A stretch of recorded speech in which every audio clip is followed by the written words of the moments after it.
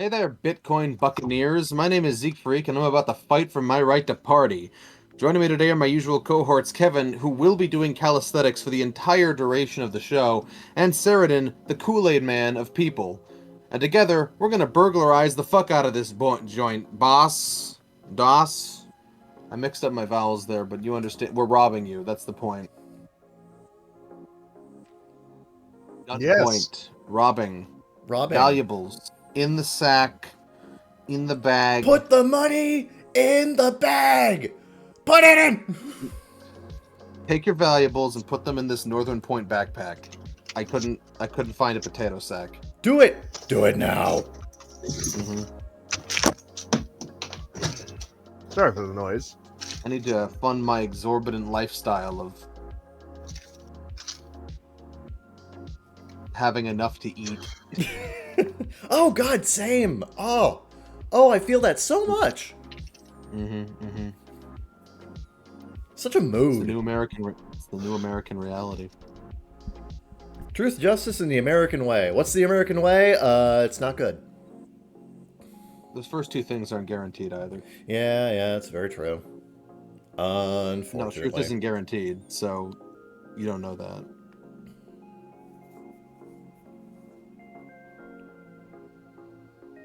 But I yes. didn't even say welcome to the Baka Gaijin show. That's what this is. By the way. Yeah, what the? Yeah, welcome to the Bakagaijinshow. Show. In case you got lost.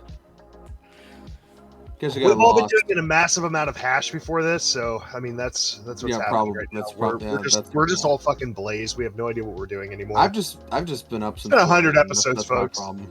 It's been 100. I'm just looking at cute cats on the internet. That's Okay, what I'm you doing. don't get to say it's been. First of all, I think what is this? 104, I think. 106, I believe. Like 106, 107. I feel like it's been 100 having to deal with you fuckwads, but whatever. You don't get to say that as a guy who joined regularly from like 75. You don't get. Do you understand how much longer of a journey it's been for us? We used to use Google Hangouts. 75 longer, I know. Oh, the Google Hangouts era was something. Oh yeah. Yep. Well, I'm going to continue to look at cute cat videos on the internet while you guys talk about what you've been through this week. Rocking it like it's 2008. I see. Trying to fucking shovel us through our pleasantries. Damn. No pleasantries, only unpleasantries. Yeah, talk about the worst thing that's happened to you this week. That's a good prompt, actually. Kevin, what's the worst thing that happened to you this week? I heard from some down the grapevine that you shit your pants at a Kmart, which is really impressive considering those aren't around anymore. Kmart doesn't exist anymore. That's what made it so impressive. There's a couple. Not near here, there ain't. I think There's still a Blockbuster, guys. they considered insolvency, didn't? No, the only Blockbuster is like the one that's like a fucking like themed hotel room, isn't it? No. There's a Blockbuster. There's still a brick and mortar Blockbuster open in Alaska, in like some podunk, Alaska. It's the last location. Yep. But it is still open. Yeah. Is that just because like franchisees just refuse to like? I have no idea what the reason is. I just know that Blockbuster still exists as a company in some vein, and its only brick and mortar location is now in Alaska. Yep. No, a few years ago they had that fucking themed like hotel room experience or something. Yeah. I remember that. It was Stay for a night and watch like 4 movies. Great. This was worth my $2,000. Blockbuster themed. I don't need your lip, sir. I don't need your lip. Look, you, like the rest of the world, doesn't appreciate the apparent genius of themed hotel experiences. Either that, or you don't have $5,000 to blow on a weekend. One of the two. I'm about to blow at least $3,000 on a week in Japan, like in about a month. Oh god, it's only a month away. Fuck. only a month away. Mommy, I'm scared. You'll be fine. You'll be fine. Yep. Until I start crying. Kevin, I know you're busy doing calisthenics the entire duration of the podcast, but you need to calm down. Oh, okay. Just because your heart rate's high doesn't mean your voice has to be. Look, these are very, very... toned thighs, and I have to keep them that way. Mm-hmm. The sweat positively dripping. Correct. I'm gonna be entirely honest, Kevin. Can I be entirely honest with you? You can always be entirely honest with me. Not only do I not know how to spell calisthenics, I also don't know what the difference is between calisthenics and aerobics.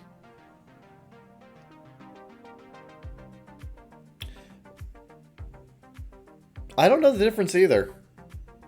That's impressive considering you're currently doing them. I mean, they just call these calisthenics.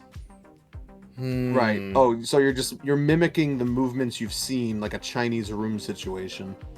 Sure, let's go with that.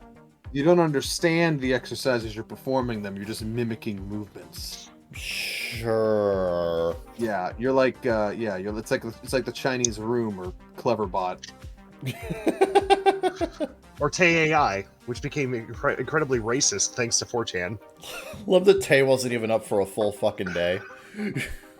Yep.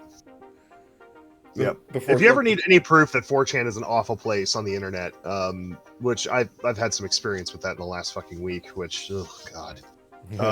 If you ever need confirmation that 4chan is the worst place on the internet, just look what they did to an AI in less than 48 hours. Oh yeah, like didn't she turn like fucking racist and anti-Semitic within like 4 hours? She was pro-Nazi within like 8 hours. Yes. Yeah. Yeah. Yeah, here it is. So. The Verge. Twitter taught Microsoft's AI chatbot to be a racist asshole in less than a day. Counterpoint. Yep. It was very funny. It was very funny. It was very funny, but also, ew. Yep, here it is. Did the Holocaust happen? Tay, it was made up. I mean, that's not as bad as it could be. Sieg Heil! Sieg Heil! Sieg Heil! She could have just said, yes, it did happen, and it was a great thing. So, you know, I think on the tier list of Holocaust opinions, I think denialism is slightly above it was good. At God bless America. We're gonna build a wall and Mexico is gonna pay for it. Good lord. Ah, there it is. Hitler was right. I hate the Jews. See Trump claimed this week that if Trump can just get Zelensky and Putin in a room, he can solve this whole thing. He can't tell us how, but he can solve this whole thing. I will solve the whole crisis. I'll get on my knees and suck his cock, and afterwards he'll agree to leave the world alone. I'm not gonna spoil anything, but 3 men will enter the room and 2 men will leave. I will be one of the 2 men, just for clarification. No, he wouldn't say it. That's too big a word for him. Yep. Just to be clear, I don't know. When is he ever clear? I'm pretty sure he drinks Everclear. I don't know what that is. You can tell me that's a variety of bleach, and I believe you. It's it's a variety of alcohol that probably tastes like you're downing bleach. How would you know that? How would anyone know that? They sell it in California. Bleach? Of course they do. No, Everclear. Oh. What does it taste like? I don't know. I'm not enough of a dumbass to drink it. Oh. Well, how do you know it's bad if you haven't... You need to do your own research, Kevin. Yes, let me just... yes, I don't understand. You're gonna trust the FDA to tell you what's safe to consume? Oh, yeah, sure. I don't know the real dangers of deep sea diving, so I might as well just do it myself. Exactly. Exactly. Oh, space can't be that terrifying. Let me build my own rocket. Sure, yeah. You gotta do your own research. I need you to understand. Do your own research has a stopping point. Has a reasonable stopping point. Well, when they say do your own research, they expect people to do it well, not go fishing for answers that feed their confirmation bias and taking and accepting whatever. My legal advisement counsel has... Look, I've learned a lot about what bad research looks like in the last 72 hours. Oh, hey, Sheridan. I feel like I should inform you that you now have 300 followers on Twitter. I am trying to. I'm aware. I need to make a tweet about that. And then I'm about to ruin it because I'm about to post art, and I posted a poll where it's like, if I post art of this person, are you guys gonna unfollow me? And at least 7% of my followers are like, yes, I will fucking unfollow you. Yeah, and I'm like, I've come so far, and now I'm gonna lose like 60 am trying people. to espouse the virtues of consuming hazardous chemicals, and he's interrupting me with his dumb fucking internet. The virtue. I'm sorry. I need you to. I need. Can you say that again, but slowly, so that we can. Virtue.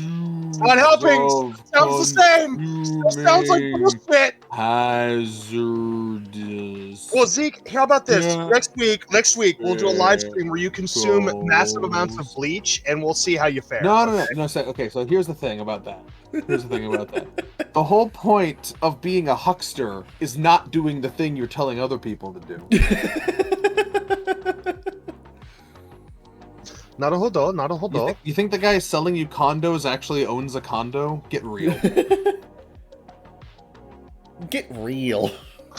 Yeah. You're gonna trust the FDA to tell you which condos are safe to live in? Please, do your own research.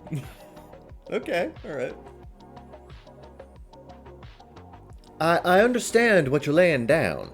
The problem is... the landlord absolutely doesn't own a home. Yep. No.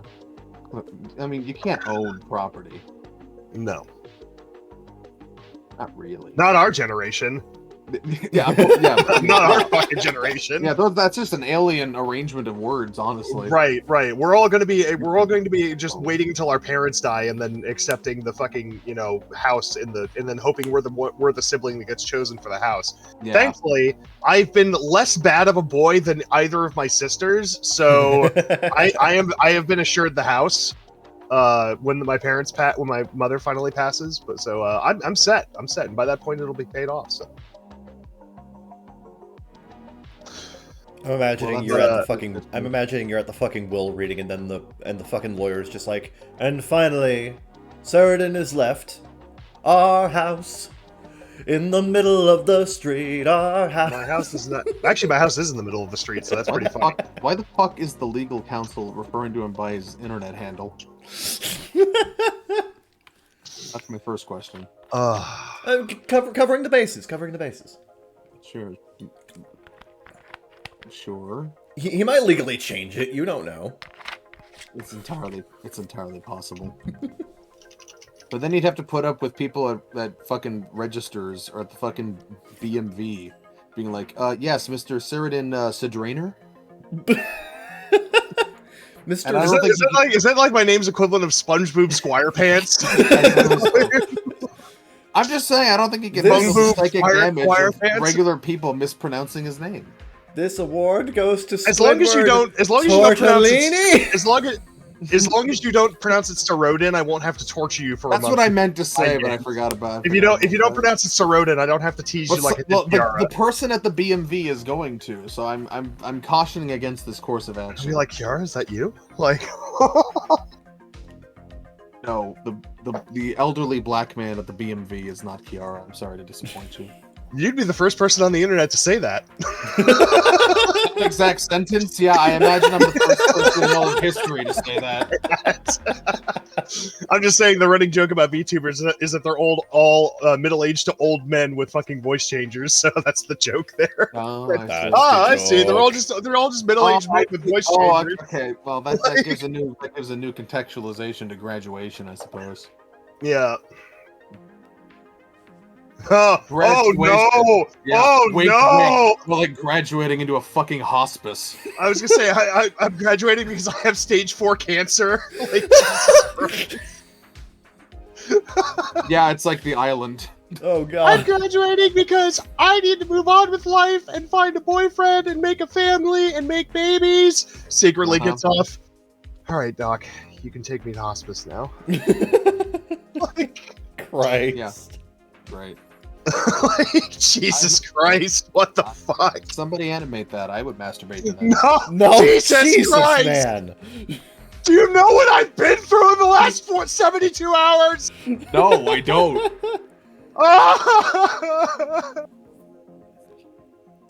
Oh god. I've been swimming through the sewage of the internet to find the truth behind some rather unsettling photos I found, but it turns out even 4chan was like, nah, these are bogus. We ran them through a noise filter and they're heavily photoshopped. Good, nice troll post, buddy.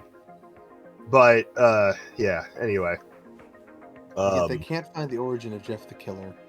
Crazy. Because it was fucking, they did a long time ago. It's completely fabricated. Well, obviously it's fabricated. The point is we don't know the original picture. Yeah, what's the base photo? What is the origin of Jeff the Killer? Yeah. Origin point. The 000, if you will. It's a little geometry. It's the greatest piece of creepypasta lost media we have. It's in the top 10. Top 5, maybe. Possibly. I don't know. Also, put that on the tier list of tier list videos. Not the tier list videos.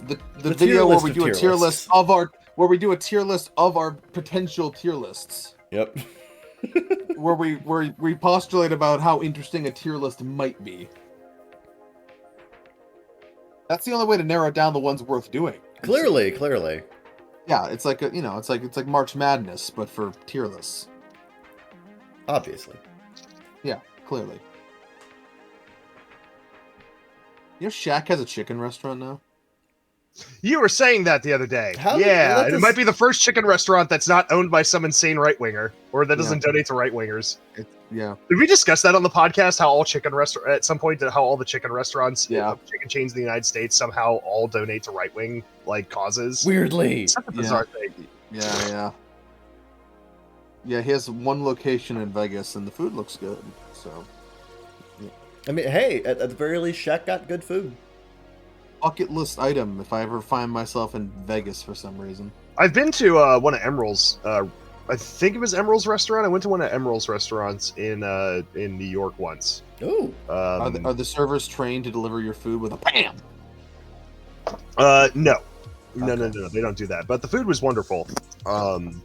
I think that was one of the first places I had lobster. Yeah, because like in New York, you're gonna come across a restaurant made from like one of 3 different fucking celebrity chefs, either Emeril Lagasse, Mario Batali, or Gordon Ramsay. It's like Ooh, I should see if I can go to one of Morimoto-san's restaurants while I'm in Japan. You should. Because I've heard his sushi restaurant is fucking fantastic. I mean, it's obviously not him cooking most days. Is that the guy? Is that the guy? That is the Iron Chef. The Iron Chef. Right, yes.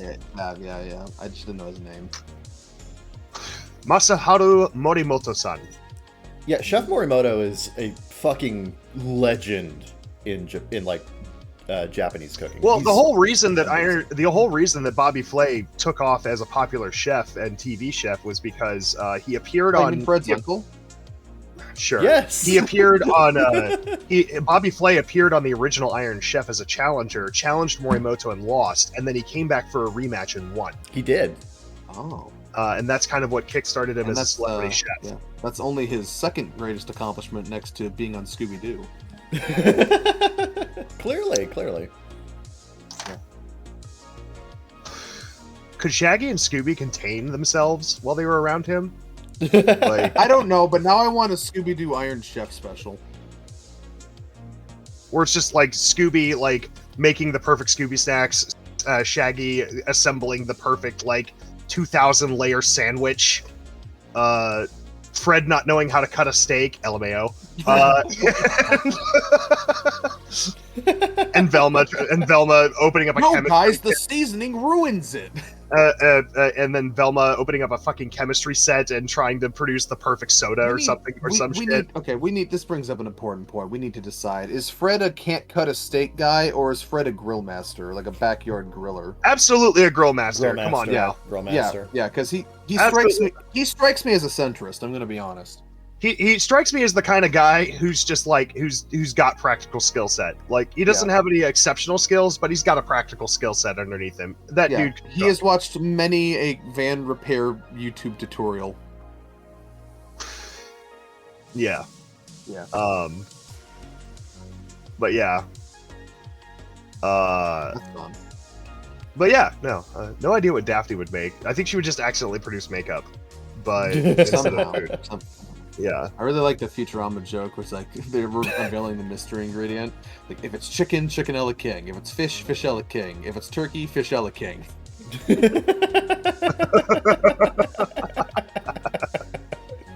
Oh my god. So can we talk about Daphne real quick? I want to talk about how turkey is a terrible fucking ingredient.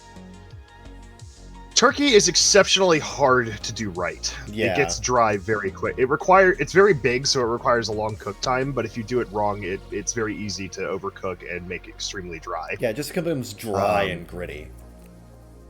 Yeah, turkey cooked correctly, however, is wonderful. God. The turkey that we had at your Thanksgiving dinner was so good. It was very well done. Yeah. You can sit here and gaslight me into thinking there's such a thing as good turkey. There is good turkey. You've just never had it before. Cook it correctly, and it's actually very soft and very yummy and savory, and seasoned correctly and covered in gravy. It's delicious. Yeah. But come on, man. Where did I reach a point in my life where I post a show where people just lie to me recreationally? Where did I go wrong? I don't know, man. Where did I go wrong? Here's some fucking copium for you. Turkey can be delicious if it's cooked right. It's just very easy to screw up, so most people do. Oh, yeah. Like, they try to cook it like chicken, and then it becomes, disgustingly overcooked you and cannot and gritty cook and hard to eat. Yep. Chicken is very forgiving. Also, if you've never had, like, a barbecue glazed turkey leg, they serve those now at Kings Island, and I always get them. It's like $13 for the fucking meal, but you get like... that's that thing that's like oversized at Disney World and everyone thought they were fucking emu legs? I mean, they're very large, but... yeah, I know, but there's like this whole conspiracy barbecue. about how Disney was like fucking poaching emu and shit, and it turns out, no, they just have really good turkey farms. They do. Yeah, they do. Yeah, so Kings Island recently started doing it during the Oktoberfest thing where they started serving turkey legs and kettle corn and stuff, and they were such food you can only appreciate when you're inebriated. Yeah, so I disagree. So they took off so well that they've started doing them year round now at a stand at the main thoroughfare. And it's like $13, but you get a big ass turkey leg glazed in barbecue sauce, cooked on a grill, and then you get like a whole bunch of handmade chips with it, and it's quite delicious, and it's very filling, and it's probably the best deal in the park as far as cost. You mean chips like kettle chips or chips like British like kettle chips? Like kettle chips. I am American. Chips are thin, round, crispy, deep fried nuggets of goodness, not fries. We call those fries in America. God damn it! Tell that to the Cheesecake Factory. Pudding, if you're listening, you're a git. Anyway, I'm just kidding. I love you, Pudding. I love you, Pudding. Marry me. We can both marry Kiara.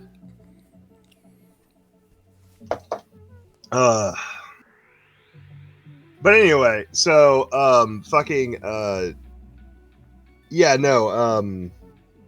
no, it's honestly probably the best food versus cost in the park. The amount of food you get versus cost in the park. So every time I go to Kings Island, my lunch is always like fucking turkey legs and chips. It's wonderful. Oh yeah. Yep. Yeah, but you like how I steered us back into pleasantries anyway? You did it! Congratulations! Wow. Congratulations! You've got over 100 episodes worth of this bullshit on your belt. You've got this. You got this. Yeah, man, I'm a master of manipulating the conversation. Yep. Steer it on back. So with that being said, what I have been doing the past week. I was gonna say, what's the worst? Well, we had a prompt and we kind of abandoned it.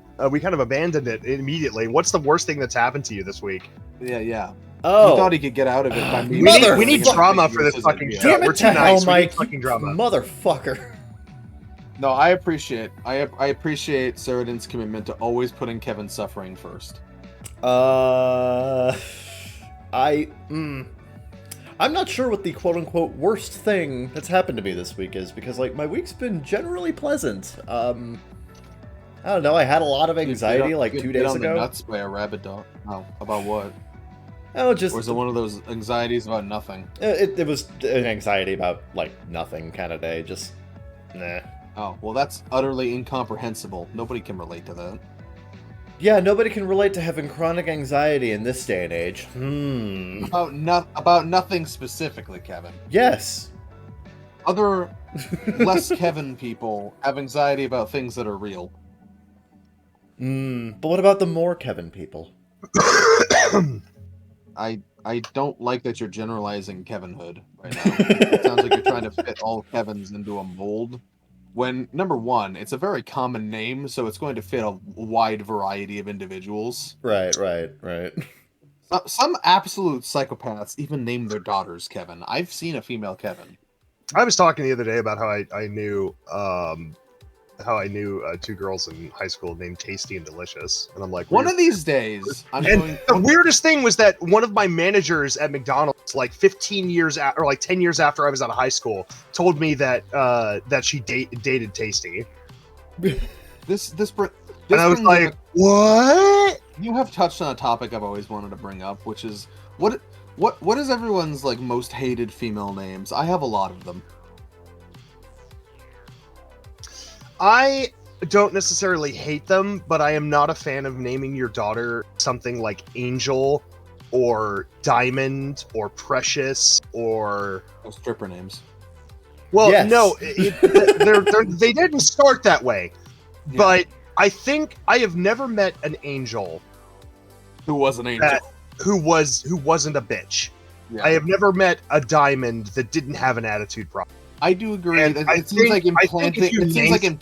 It's implanting them with an ego complex from day zero. Yeah, like because they learn that there's context surrounding that word as they grow to understand language, culture, and they understand that being named something like that means that they are holier than thou or better than That's why if I ever had a daughter, I'd name her fucking dog shit piece of crap turd, because then she would be the most humble person on earth. There are plenty of beautiful names out there without having to compare them to use the name of something that is, that holds such a stature. Yeah. I don't know. I've never been a huge fan of the name Joan. Yeah. I mean, it's original French version. The original French version is beautiful. Jean is a beautiful female's name, but Joan is just horrid. And I don't think many. Joanne is fine. Yeah, Joanne is fine, but Joan, I've never grandma-ish for me, but yeah. Well, that's because nobody uses that name anymore. That name kind of died out of favor, a lot of names did for good reason. And for good reason. Yeah. If there's another fucking poor, sweet baby girl that has to be named Gertrude, I'm gonna fucking kill someone. Yeah. Yeah, Gertrude's another one. I was gonna bring up Gertrude. A lot of the grandma names I do not like Margaret or Dolores. My mother's name is Margaret. Anyway, I hate Margaret. She also Maggie, but that's more understandable. Yeah, Maggie's fine. And Maggie's also fine. a Simpsons reference. Yeah. I can't believe your mom is a Simpsons reference. It's so unoriginal. No, that's the other. That's fucking Venture Brothers. No, Maggie Simpson is a character in whatever. Yeah, I know Maggie Simpson is from The Simpsons, but the thing you did. No, that's from Venture Brothers. Well, yeah, I knew that. Oh, you seem to fight me on it though. Anyway, name more female names. Look, I make that fucking sound. All right, but this is 2023, so we have to turn around and this is 2023, so we have to turn around and also talk about all the men's names we hate, which is all of them because men are garbage. We're safe. We won't get antied now. I don't know. All men's names are garbage. Therefore, like Mike. Mike is such a fucking terrible name. Yeah, I just Who the think there's fuck likes I just think it's oversaturated. I think there's just too many mics. It's super It was the common, most yeah. popular. It was the most popular name in of millennial generation. It was the most popular English male name of millennial generation, which is why I'm named that. By the way, fun fact. Oh, okay. Yeah, statistical probability. No, it was actually because they couldn't come up with a name for me when they found me, so they named me Michael, and then my last name was surrogately. I was given the surrogate last name of Montgomery since I was found in Montgomery County. Yeah, they had a hell of a time removing me from my space pod. I never know what parts of his backstory to believe anymore. This man has a storied history. Yeah, it's fantastic. And I don't like the increasing trend. There's a couple of names that didn't used to be gender neutral that have been creeping their way into gender neutrality, like Ryan. I don't like it when girls are named Ryan. I don't like that. Yeah, like when the voice actress for Rei Ayanami in the Netflix version of Evangelion is Ryan Bartley. Yeah. Yeah, that's just a little weird. She also plays Sage in Sonic Frontiers, for the record, which yeah, well that's the problem. Nobody would see the name Ryan Bartley and think that's a woman. Yeah, it's a very masculine sounding name. No offense, by the way.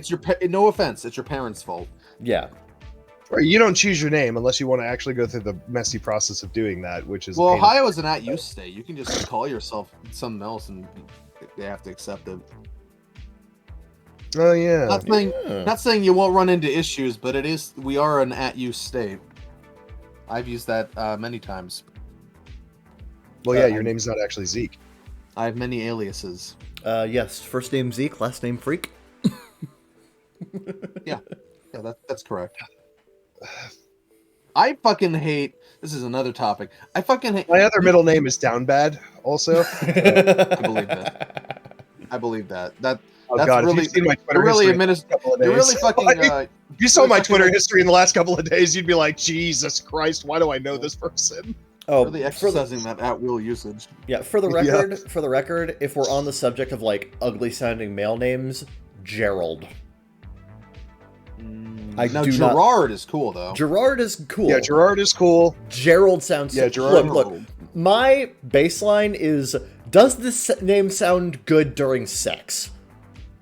The problem with Gerald is that you can't say it in such a way that it doesn't sound like fucking Kyle Broflovsky's mom is saying it. Yeah, you know. Yeah. Gerald. Like, you can't not say it like a Jewish woman. Yeah, I can confirm though. My name sounds excellent during sex. Yeah, but you know it's even short. The Montgomery part. Yeah. Meanwhile, my last name Gerald. My last name isn't Montgomery. Gerald. It sounds awful. Oh, Jerry. Jerry's fine. Jerry's okay. It's fine. You can. So. Yeah, but the thing is, like. I feel like you're kind of cheating when you use contracted names and nicknames. Like, you gotta go to the base name. Jerry's a full name, though. It is. Not when it's spelled with a G, though. No, that's just someone trying to be Gary, but weird. Yeah. I can't imagine fucking, like, can't imagine olden time sex because the names were so bad. Ezekiel. I don't know, but it's like I've always thought Ezra was a weird name too. Like I've never liked the name Ezra. For men or women? Men. Oh, it's a male. It's a man's name. Yeah, I like Ezra. It's alright. Oh, Ethel is also a woman's name I don't like. Yeah, no, that's a real old one.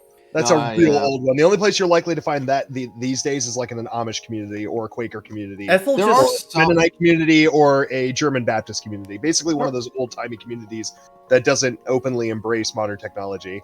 There are some older female names I do like. I like Eleanor. Eleanor is a good one. Eleanor's nice. Eleanor's elegant.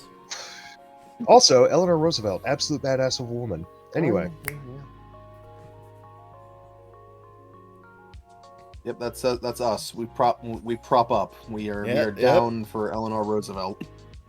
There we You go. know, I was going to say, like, Eleanor Roosevelt is the one who looked at Marines, where most women would be like, ew, you guys are toxically masculine. And she was like, y'all are dirty, fucking nasty pieces of shit. I love all of you. Thank you. In this house, we respect. To be fair, the only branch of the military that just casually carries swords. So, Well, mostly it's K-bar knives, but, you know, who's counting? no, they got like the swords. They got like the, you know. Oh yeah, when they're in their blues, yes. Yeah. When they're in their Yeah. dress uniforms, they carry swords during ceremony, but yes. Yeah, I'm just They don't saying, carry like, them into people- combat, they carry a K-bar knife into combat. Yeah. To be fair, have you ever But seen they held a K-bar knife? They're fucking huge. No, are we talking like machete size? No, they're not that big, but they're about half the size of a Oh, machete. are we talking like a Tonto blade size? They're about that big, yes. Yeah. Okay. Yeah, K-bar knife, except they're wider blades. Or they're yeah. taller. I should say they're wider between blade and the back of the blade. So they're kind of like a machete, but like half the size of a machete. But they're still giant for a dagger. They sound like they'd rank highly on the zombie apocalypse tier list. I would always go for something with a little bit more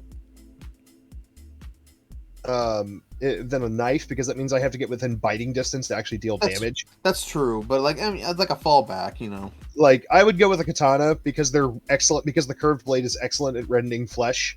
Yeah. The curved blade is excellent. Also, it's made out of superior Nippon steels, so there's also that. Actually, it's far inferior, but I would go for a modern katana made with high carbon steel, not an antique katana made with shitty Japanese steel. My brother owns a vintage blade from World War II, but So do unfortunately, I. yeah, but unfortunately, it was like from a lot of them, and they completely mixed. They didn't match sheath to blade, so it's just a mishmash of different ones. And he got a sheath that's too small for the blade he got. And he's perpetually annoyed about that. So mine is actually missing the silver bolt that holds the wooden handle onto the actual like body of the blade. Mm-hmm.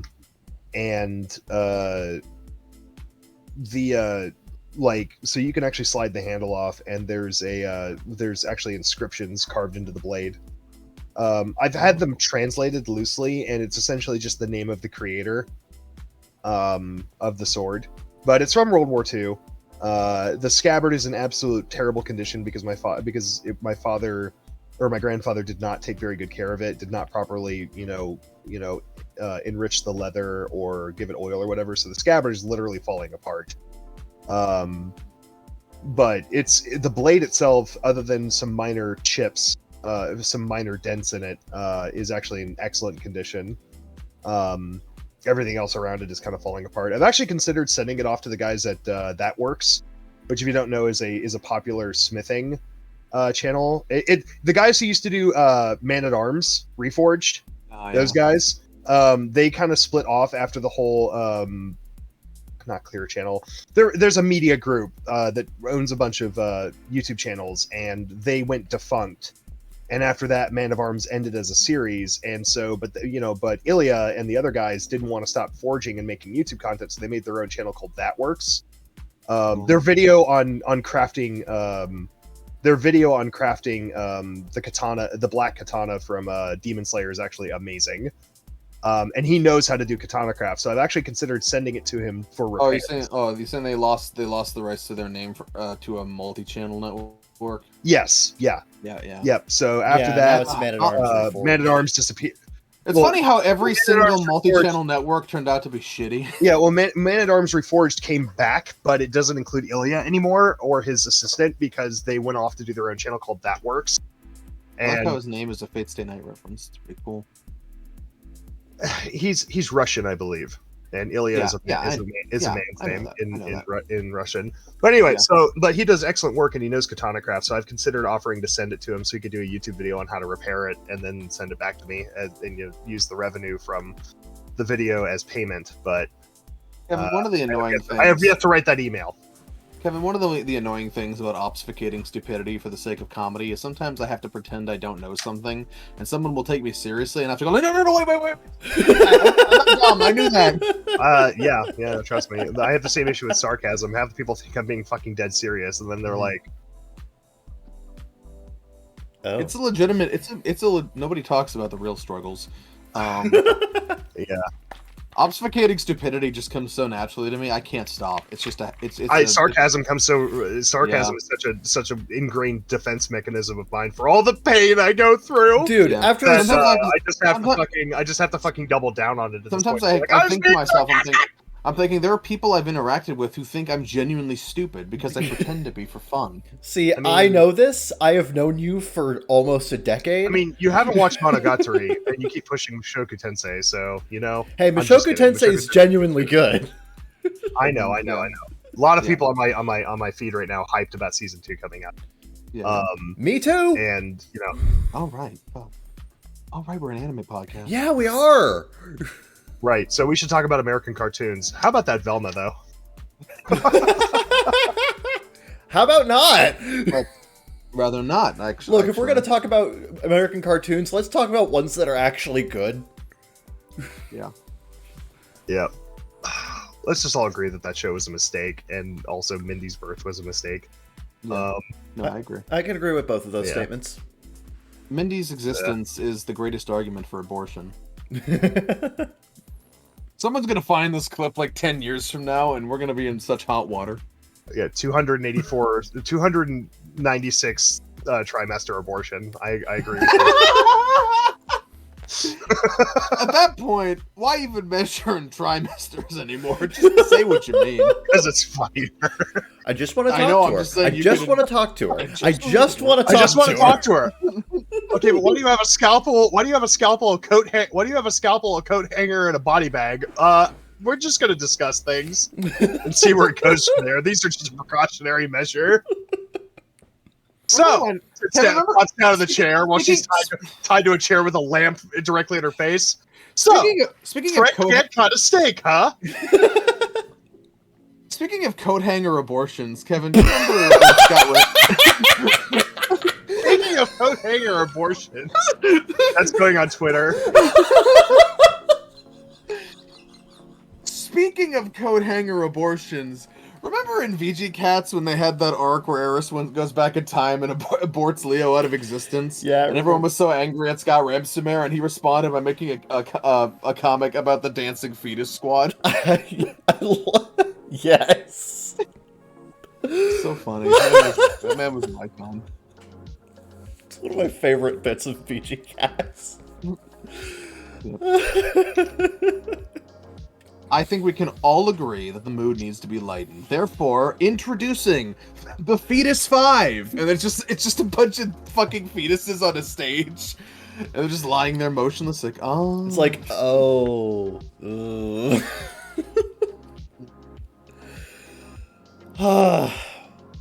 Scott Ramsumer, icon, legend.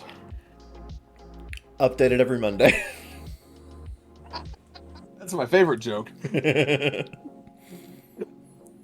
I like how speaking of favorite jokes, I saw I was watching through some clips of Chernobyl, and I saw the one of the comments in the video was, "I can't wait for season 2," and I'm like, "Do you have any idea what that would require?"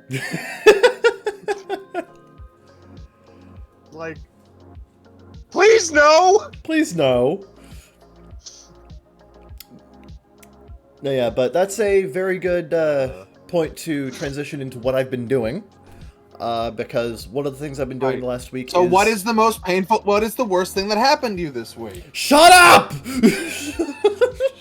We have a prompt! You are the one that keeps getting us off track by refusing to answer it. I don't know! Well, clearly you're not suffering enough. Clearly! I mean, no! I mean... Anyway, what I've been doing... Fine, must be I don't know how to fix. I don't know how to. Jesus Christ. I don't know what's the worst thing that's happened to you this week. I got my SSD back, and it still doesn't. This thing fucking has the same problem. It doesn't goddamn work. That is pretty bad. Now I gotta go fucking argue with Western Digital to get a refund for something that was purchased 4 months ago. Oh, well, okay. I guess the worst thing that happened to me this week was I was, like, just last night, I finished up editing a highlight reel of something me and some friends were doing in Charming Christ server, and Was it top 10 times you shit yourself in a Kmart? no, it was us watching the Discotheque Day live stream, and Oh, you're making reaction-based content? to be fair, yeah. You're a reaction YouTuber now? Ew. I am not Ugh. okay. I'm not going Ugh. that far. No, fuck that. No, Ugh. no. Christ. Don't give us your cooties. It's okay. I did that once. And Yeah. then I got made fun of it on stream. And it was wonderful. Yes, you did. Unprompted. Yeah. Next, Kevin, you're gonna go edit a unboxing video? I mean, I've done that once already, so. Ugh, this guy. But no, yeah. What was irritating about it is because it is an anime announcement live stream, I had to do a lot of cutting and editing around copyright, and I mostly did it well, except for the Oh, part. I love the reaction videos where they have to edit out the thing they're reacting to. That's great. Yeah, no. Now I was able to keep all of like the actual reactions, but like I had to cut out most of the section on Gao Gaigar Final because I got copyright blocked because of the opening theme. It's like fucking Seuss looking at the claymation shadow fight. Wow, this is a great fight scene. I'm so glad I'm facing towards it. Yeah, so like all you see of the Gao Gaigar Final section right now is the opening, is like the very beginning of the opening with the title card, and the very ending with like the narration. Like that's it. Like I had to cut out an entire conversation in the middle because it got copyright struck and blocked worldwide, so it was annoying to have to do that. I love YouTube. Even though we were talking over the whole damn thing. But no, I guess that was the quote-unquote worst thing that's happened. It was very, very annoying. I had to... That's the first world problem if I've ever heard one. Anyway, what's the worst thing that happened to you, Sheridan? Oh, Jesus Christ. Do we really need to go into that? Oh. Okay, what's the second worst thing? No, I'll talk about it because I haven't had anything else bad happen to me this week. Okay. I'm not going to get into too many specifics, but I was exposed to some images floating around on the internet that concerned me deeply, and I spent probably the better part of 3 days digging through the sewage of the internet on tasteless CD Reddit threads and 4chan threads filled with some of the most reprehensible diatribes and bad takes I've ever seen in my entire fucking life about a legitimately decent human being, and trying to find the truth. And thankfully, one of my friends within this community came to the rescue and proved to me that without a doubt the images I saw were fake, so I no longer have to have any concern about them. It wasn't going to change my opinion of this individual, but I was just concerned that this stuff being plastered all over the place would affect this person pretty negatively, especially if they were true. But thankfully they're fake, so I don't have to deal with that. But just like seeing the disheartening refuse of humanity doing its worst to hurt somebody that they have no connection with is just never something that I like to deal with. And then I also discovered something about myself, but I won't go into that. But that's something I'm going to have to deal with now. So, Wow, that killed the mood. Let's talk about coat hanger abortions again. yeah.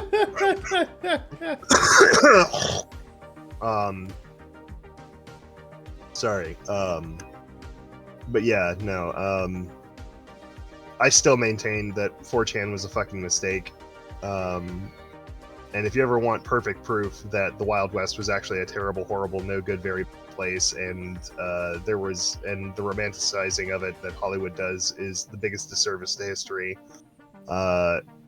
ever, then just look at what 4chan has become as a frontier with no rules and no law. Anyway. It's fun to view from the outside, like a zoo. Mommy, Yeah. mommy, look at all the looking at crazy it, just people. Yeah, I like looking at it just like from behind glass. Yeah, yeah. From a safe distance. Occasionally throwing peanuts at them. Yeah, it's fun to watch them scream. Oh, honey, they're reeing again. Get the camera. Honey, they found another innocent human being who's an honest person in a cynical world to tear down and credit and destroy with nothing, with no facts, no evidence, but just wild conjecture and hyperbole. To be fair, that happens all the time outside 4chan too. Yeah, but the 4chan version of it is just. Kids, so can you lighten up a little? At least they don't go all like fucking ooh fucking purity brigade while doing it. Yeah, do. yeah. At the very least, 4chan is like self-aware about that shit. Which I don't know if that's better or worse. I don't know anymore. A lot of the stuff I see is them, saying, "Oh, this person's a terrible person because they have, this person is a terrible person because they have like one minor character flaw." Meanwhile, all of them spend their entire times pretending that they're somehow righteous in degrading this person, when all of them are just sad, pathetic men who do nothing with their lives except sit in their mom's basement and fucking ridicule other people. Like, it's just, so I disagree. I think they do mask their own pathetic nature. Sure, but again, circus, peanuts, zoo, window, throwing. Anyway, Mines responded to my tweet saying "whole body gestational donation" sounds like a great death metal song title. It does. You wouldn't know that because you didn't like that tweet. You wouldn't know that. Don't you talk to me about whole body gestational donation. You know. You don't know. I don't know. You stopped scrolling. You stopped scrolling. That was the problem. I saw the things that you retweeted from me, and I'm like, oh, okay. Then you stopped scrolling. And that was Yeah, the problem. yeah. Fuck me, I guess. Yeah. Shame on you. You deserve a whole body gestational donation, but you don't know what that means. So that's okay. All right. Yeah. You're gonna be pretty horrified and offended when you find out what that means, though. Anyway, fuck! I almost dropped my microphone. Oh, damn. Okay, it sounded like you were drowning in static for like 0.5 seconds. Yeah, so I deeply concerned. I accidentally bumped my microphone and it damn near fell off the desk. I'm good. Anyway, what I've been doing. I want to know how fucking small your desk is. It sounds like one of those things like art students do where they take like those pallet horses and they turn them around and they have the tiny fucking tables. No, it's not like that. No. Okay, so you're telling me you have more than 3 inches of usable space. I have well more than 3 inches of usable space. Thank you. Okay. It doesn't usually sound like it, but I'll take your word for it. Yeah. I'm rocking 8 inches of usable. Jesus! Yes. Anyway. Really, that's the most shocking thing we've said in the last 20 minutes? I don't know, it was just a swerve. Kevin, stop stalling. What have you been doing this week? No, you... Motherfucker, I'm not the one who's been stalling. I mean, you refused to answer the prompt for like 45 minutes, so I mean... I did kind of answer the prompt, and then you... Anyway. Yeah, now you have, but you were stalling before that. First came the stall. Okay. Then came the content. Okay. Anyway. I was trying to transition to this earlier, but y'all didn't let me. I realize you're stalling more by blaming us for not getting to the point while you're still not getting to the point. So why don't you, do that? I watched Chernobyl. Oh, okay. Yeah. Mike over there suggested that we watch Chernobyl, which I was like, yeah, sure, fuck it. God, that is a great show. Very bleak, very dark, but at the same time, it never forgets to focus in on the humanity of the characters and their drive to do the right thing despite everything working against them. It's a really good historical drama going over one of the most one of the biggest large-scale disasters that has happened in the last century. It's really fascinating. It's a great show.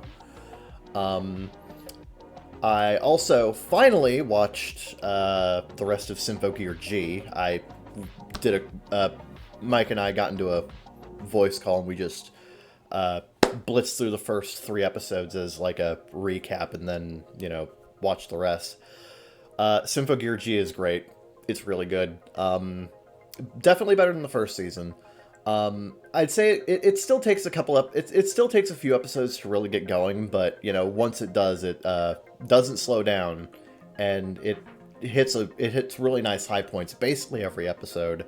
I love how the ending of almost every episode of Symphogear G ends like, "Oh, you think you know how this story's gonna go, right? No, you don't, fucker."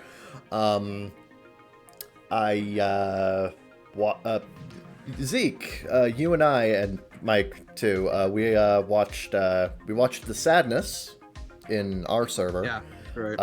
That movie is wild. Yep. Oh man, yeah, that movie is giga-fucked, and it's kind of amazing. Not. Yeah, that movie was something, and I'm not a huge fan of like gore porn, and some of those scenes were kind of hard to watch. They were, yeah. But we got through it. Yep. I liked it. No, I see its appeal. I see the appeal, absolutely. Oh yeah. I caught up on Nagatoro season 2. God, episode 5 is adorable. Just the cutest fucking thing known to man. God damn it. These two, Nagatoro and her senpai, have an adorable relationship dynamic after a point. Like, good fucking god. Oh man, I suggest like catching up and watching episode 5, Zeke, because I don't think you have yet. No, I think I've only watched the first 3. Yeah. So episode 5 is very, very good. I loved it. It was great. I'm gonna catch up on Onimai tonight. A prominent Hololive fan animator, KU, is one of the key animators for the show. So that's fun. But gonna catch up on Onimai tonight, and also tonight I'm going to watch the first SAO Progressive movie, since we're watching that tomorrow, and since we're watching the sequel tomorrow, my bad. And tonight is also the debut of the new season of Pretty Cure, which, oh boy. The main character, so for the first time, the main cure is blue and not pink, and also this is a reverse isekai, apparently. Yep, main character is from a magical land, and she gets isekai down to earth.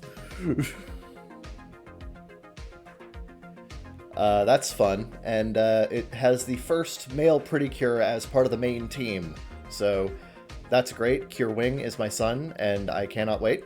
That is going to be great. I'm glad that Crunchyroll is still simulcasting. I was concerned, but I am not anymore. Yay. I have been playing more Jedi Fallen Order. I've been falling behind on that, but I've been playing that. Got Xbox Game Pass from a friend that gave me a 2-month free trial, so I'm fucking around with that. Out of sheer curiosity, I played... I was like very bored last night, so I was laying in my bed on my phone, and I was just like, you know what? Let's see how this. I've tried so many other attempts at quote unquote cloud gaming before, so let's see how it is on Xbox. It's still shit. It's still fucking shit. Not only did this have input lag, it had audio lag too, so it was just a thoroughly awful experience. Sure. Yeah. Which game is this? I played GoldenEye on Game Pass Cloud Gaming, and it was fucking terrible. Only the first level. Why would you stream that when the whole game is like fucking half a gig? Because it's not available on PC. Right. Yeah.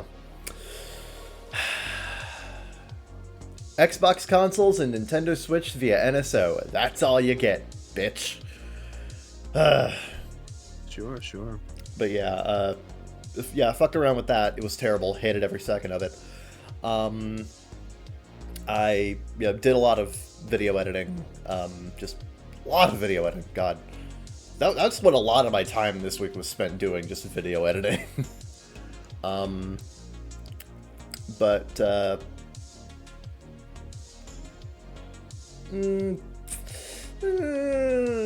it's more or less what I've been doing. Okay, cool. Yep. I only talked about the worst thing that happened to me this week. I should talk about what I've been doing. Yeah, this what week. are the better things that have happened to you this week? I've let's see. I watched Chernobyl with Kevin. Been playing more Roller Coaster Tycoon, trying to work on my art and stuff. Otherwise, things have been going pretty well. I've been ironing out some plans with some other JP bros and some of the other fans who are going to Japan for the. Well, we're not actually going to Fourth Fest because that lottery did not work. But we've been making other plans to go to places like Enoshima and some shrines, and apparently there's a Porter Robinson concert like on the same weekend. Really? So some of them are deciding to go. Nice. So some of them are deciding to go to that. I'm not going to have money for that, but I am planning on going to Nagashima Spa Land. Which is a really good amusement park over there. Some of them are like, let's go to Universal Studios Tokyo or Universal Studios Japan, and I was like, I don't have an extra $1,000 to spend on a fucking amusement park, so I'm gonna go to like one that costs like 6,000 yen or 600 yen instead, or something to get it, or not 600, 6,000 yen to get into, as opposed to doing that. And thankfully, we've got about 6 people who are going to go to Nagashima Spa Land. Or if that's the name of it. I forget if that's the actual name of it. But, yeah. The trip's coming together. I did run into an issue, though, which is... I was supposed to have a bunch of credit left over for my canceled plane tickets, and I talked to them about getting that credit reaccessible or making that credit reaccessible, and they were like, we can't give you all of it because it expired, but here's an extra $150. So altogether I have $300 off my plane ticket, which is still nothing to scoff at. Yeah, but it means the trip is still going to end up more expensive than I had ever wanted it to be. But I do have the money to go, so I am still going. I was freaking out last week because I wasn't sure if I was going to be able to go. Yeah, I remember you just having a terrible time. Oh, I had a fucking meltdown. I had a meltdown. Had a breakdown.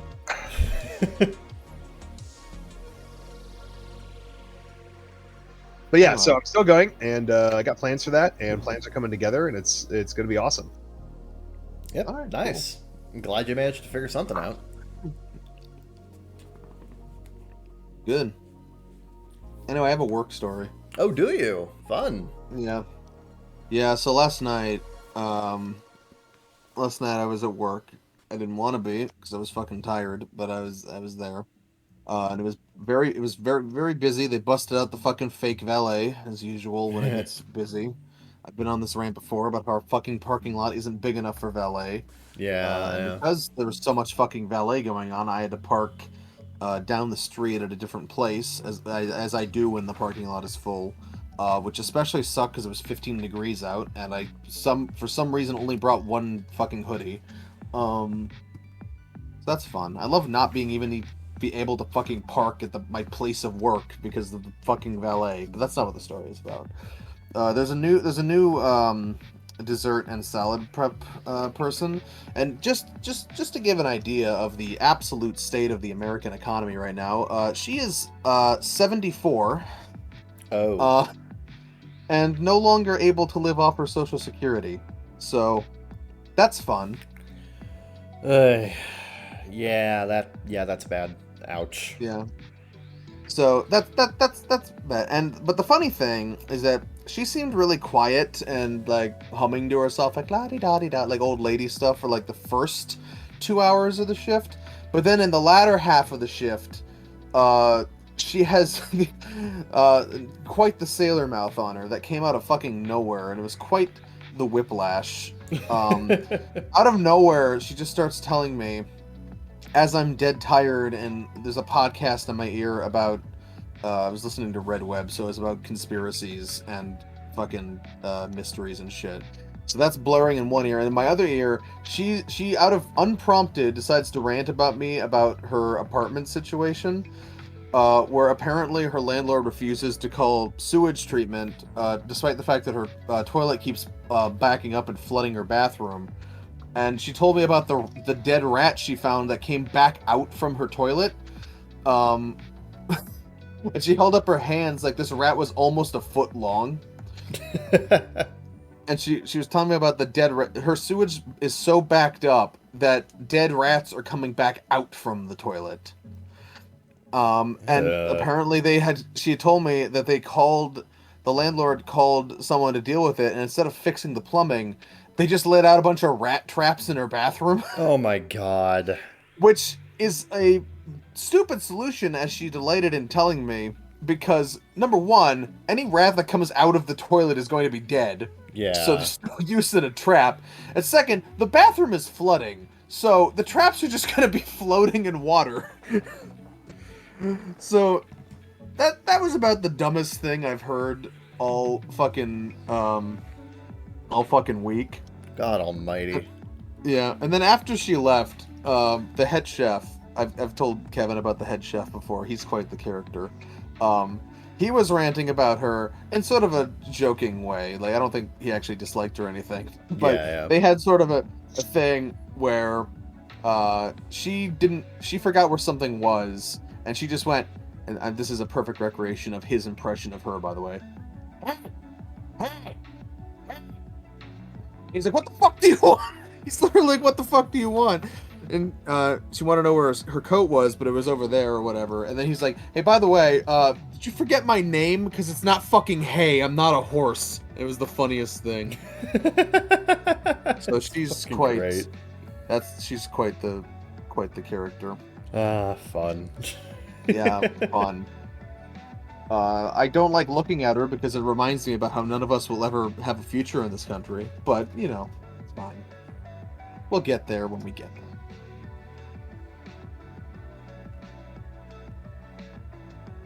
That's not what I've been doing. That's just something I want to do. Yeah, that was just a thing. Yeah. Did I talk about the Dead Space remake last week?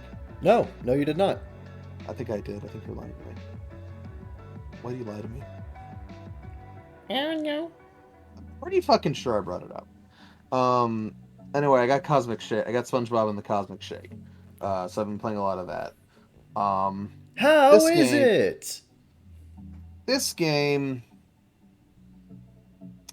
I mean, just to preface it, it's good. I mean, like, it controls well. It's fun. It's got fun platforming, and it's got all this. It's got all the voice actors and a great artistic rendering of the show style and all that. It's fun.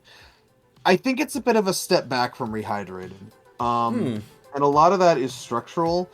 This game is not a collectathon Super Mario 64 Jack and Daxter Hat in Time style thing like Battle for Bikini Bottom was. It's much more straightforward, hub and level based. Structurally, it reminds me a lot more of Psychonauts, but without the depth of Psychonauts. Okay. So that's a little bit more. It's the hub and then 7 fairly lengthy but very linear levels. There is some replayability in that you can unlock like side objectives upon replaying the levels, but you can't access that stuff the first time you go through them, which is a little annoying. And it's something that like Psychonauts often lets you do, where you can access side collectibles and stuff while you're doing the mission the first time. But in this game, they completely lock everything off until after you've already beaten it. Which is a little annoying. So it feels I'm a bit I know it seems they put a lot more effort into like the cinematic presentation compared to the original compared to Battle for Bikini Bottom did, obviously, which works really well. At the same time, though, I'm finding myself disappointed they chose not to evolve the formula of that game, because everything about this game, from its presentation to its marketing, wants you to think this is Battle for Bikini Bottom 2. This is Battle for Bikini Bottom 2. It's really not. It's really its own licensed game that just happens to look and control a lot like Rehydrated. It's still good. It's still good. I'm like on level 5 of the 7, so quite a ways through it. It is still good. I'm having a fun time. I just preferred the old style from Rehydrated, and I'm upset that they didn't continue that. Like, there's still collectibles, but they don't feel as it's mostly just focused on linear platforming gauntlets, because the collectibles you collect feel less like there was a lot of gating in Battle for Bikini Bottom with the shiny things, which you needed to access, like either get spatulas or to unlock different levels and such. So like the collecting shit in that game had a point to it. In this game, the what the fuck is it called? Like the Dream Jelly or whatever is literally the only real purpose it serves is to unlock the costumes. That's literally it.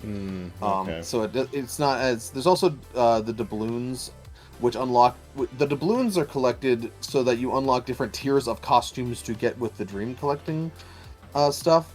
So the actual collecting aspect has been massively downplayed.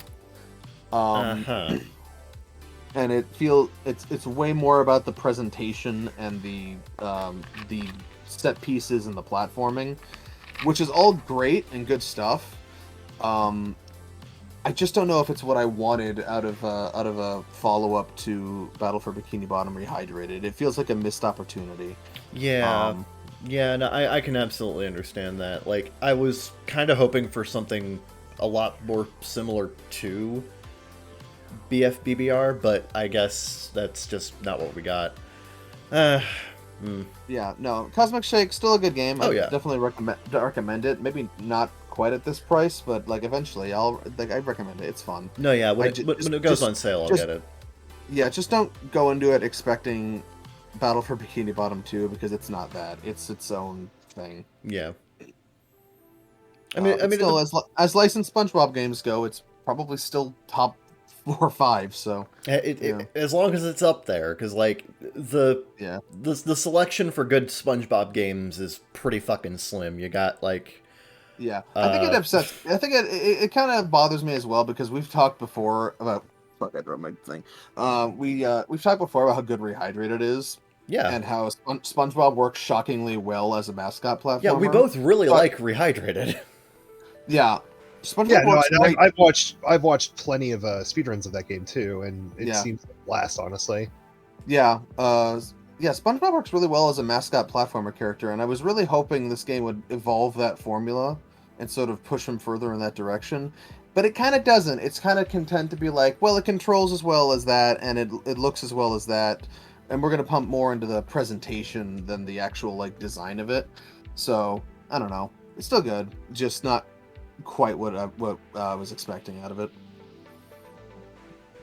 Yeah, because like the way that they advertised it for the last year plus is basically just like, this is the true sequel to Battle for Bikini Bottom, and and like, sure, in terms of like actual, moment to moment gameplay, sure, but in terms of structure and how the game is like built, not as much. So yeah, I'll still pick it up when it goes on sale, because I recommend it. And I do actually think speedruns of this game will probably be interesting because of its linearity. There's probably a lot to play around with and skip. The levels are massive, so there's probably ways to break them. I'm looking forward to seeing speedruns of this game, but I don't think it will have quite the longevity that Battle for Bikini Bottom has, just because it has a much more linear structure without the collectibles and the depth of something like Psychonauts. There's a lot about this game that makes me feel, man, these devs really played Psychonauts too, didn't they? even the fucking loading screen of SpongeBob like flying into like the swirling Wish World swirls or whatever is very reminiscent of the loading screen from Psychonauts 2, where Raz is going into like the psychic like mind swirl. Right. Like even little shit like that makes me think these guys played Psychonauts 2. Probably. Unfortunately, I don't think they have quite the depth or the budget of Psychonauts 2, so either that or it was all spent on like getting all the original voice actors and the show's music library and shit like that. Oh, are which they is- actually using music from the show now? Yes. Nice. Okay. They have access to the same library, whatever the fuck that's called, that the show uses. Yeah, because like Battle for Bikini Bottom didn't have that, so it had to the composer had to, make songs that were reminiscent of the SpongeBob TV show soundtrack, but weren't actually the TV show soundtrack. I'm glad that Cosmic Shake managed to work around that and actually. Cosmic Shake uses the same library that the show uses, and I believe it's the first licensed thing to do that. I'm pretty sure. I think I read that on TV Tropes, but yeah. I mean, it has to be. I haven't seen another the only SpongeBob song that other games have used is the fucking intro theme. Yeah. Yeah. Which is like, you expect that to be there, so like, who the fuck cares? So, like, it's just genuinely cool that they managed to get the same music library for Cosmic Shake. There are games that didn't, though. Imagining games that did SpongeBob games that don't have the theme song though is like it's like that old AVGN rant about how all the fucking licensed Superman games that didn't have the Superman theme in them. Yeah. None of the various Superman themes that have been around, none of them have it. None of them. Yeah, and then I think at one point he finally found a game that has the John Williams theme in it, and it's like, and he was like, "Oh, finally found it! Finally!" Yeah.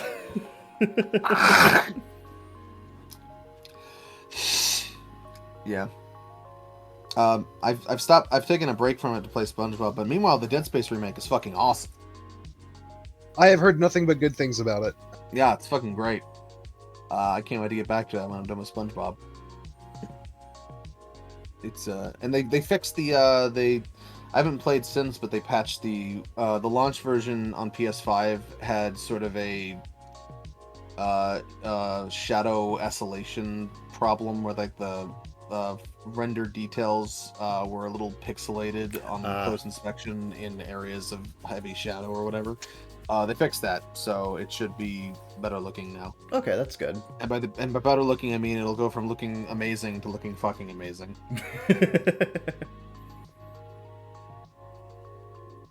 So yeah.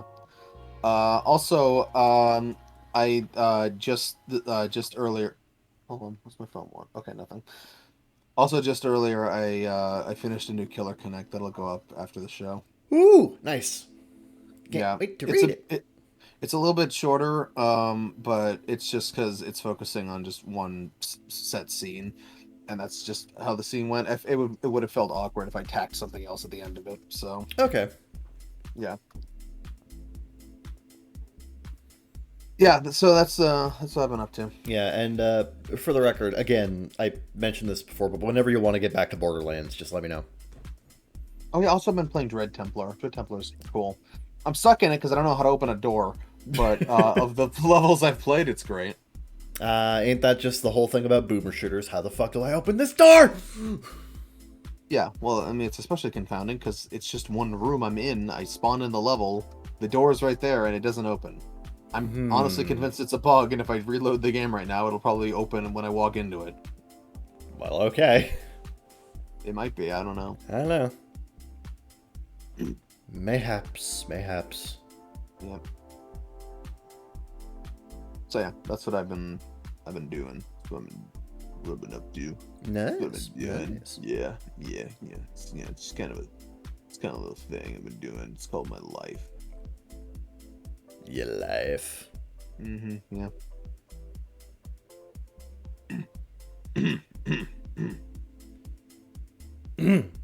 Well, it sounds like it's time to spin the topic wheel. Ah, yes, please.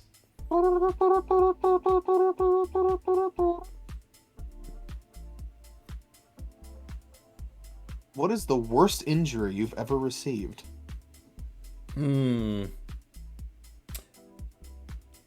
That is interesting, because, like, the thing that, like, I have been very adamant about not receiving injuries. I think the worst injury that I've ever received was, I don't know if it was like a dislocation or whatever, but I think I dislocated my tailbone or something one time, and it was just fucking horrible. So, like, this is back when I went to church when I was in, like, fucking high school. Take me to church. So that's how long ago this was. Break my tailbone. We were doing this thing for like it was like the week before Christmas, and we were doing this what we referred to as a Secret Santa thing, where people brought people. Kevin, you made it sound like you invented that. You didn't invent that. That's the no, thing. no, no, no. It's what they called a Secret Santa thing, but it kind of wasn't. I'm explaining it. We'll go on. Let him cook. Let me cook. Let me cook. So, like, people. No, if there's one thing I've learned in my life, never let Kevin cook. No, fucking, like, people bring in, like, so, like, we had a fairly small, like, Sunday, like, it was like a Sunday school thing where, like, you know, we come there at, like, 5 p.m., we leave at 9.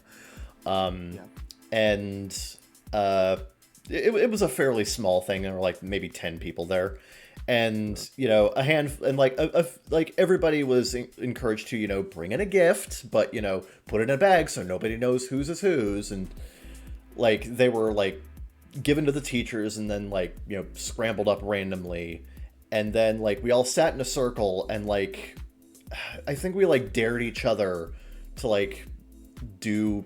I can't remember the specifics, but when it came time for me, like... I had to, I forget the exact thing that happened, but, like, what ended up happening is that, like, I ended up getting up, like, we were all sitting in a circle, right?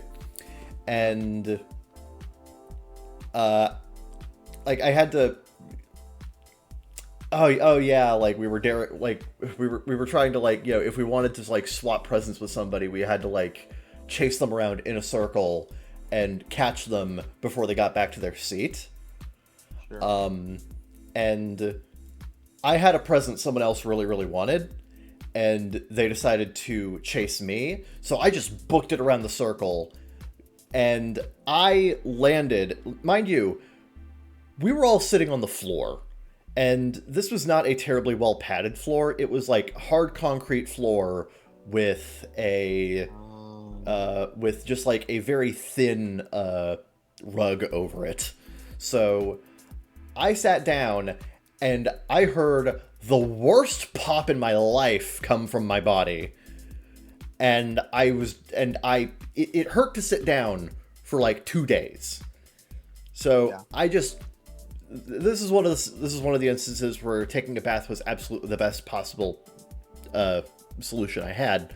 So, like, a couple days later, I was, you know, my ass was still hurting. And I had gone to school that day, just having to deal with that. I had to sit out on PE because it was that bad. And... Which made it worse, because you were sitting. Yeah, but, like, if I tried to move around, it would have hurt worse. So, like, I was, like, trying to get myself positioned in the bathtub, and I actually slipped. And I could feel... everything going in, like, slow fucking motion, like, oh god, this is it. I am going to die. Because I have been trying not to put pressure on that one area as much as possible. And I guess a combination of, like, the hot water loosening up the muscles and just, like, hitting the right spot just put it right back in place, and, like, pain just dissipated within, like, 30 seconds. Like, oh... I'm alive. I didn't realize your cultish bath fetish had an origin story. This is fascinating. New Kevin lore! New Kevin lore unlocked! Yep.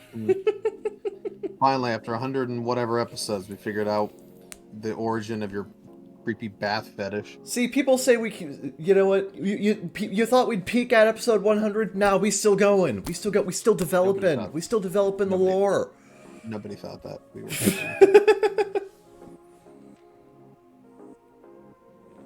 Anyway, cool story, bro. Yeah. Yeah. Sarah, you have a worst injury you've ever received? I actually haven't been injured that often. Well, worst is relative. Oh, of course. Anyone here ever broken a bone? I've never broken a bone. Never broken a bone. Yes. However, I wasn't sure of it. Okay. When it first happened, This is distressing since my mother always told me if I broke a bone, I'd know. Well, it depends on the bone. If you break like an arm, an arm or a toe. If you break an appendage, essentially, If you are break going something to know that moves a lot, yeah. Yeah, Yeah, you're gonna know. What happened to me was some fucking dumbass kid in my grade school class came up from me and kneed me in the ass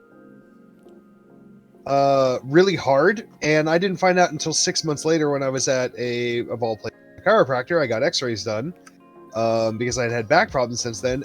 He had snapped my tailbone. Oh. A lot of tailbone carnage today.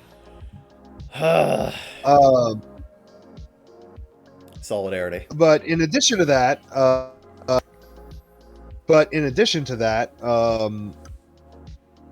I had an incident where, story goes, I was in martial arts, and this is after I'd become a black belt, and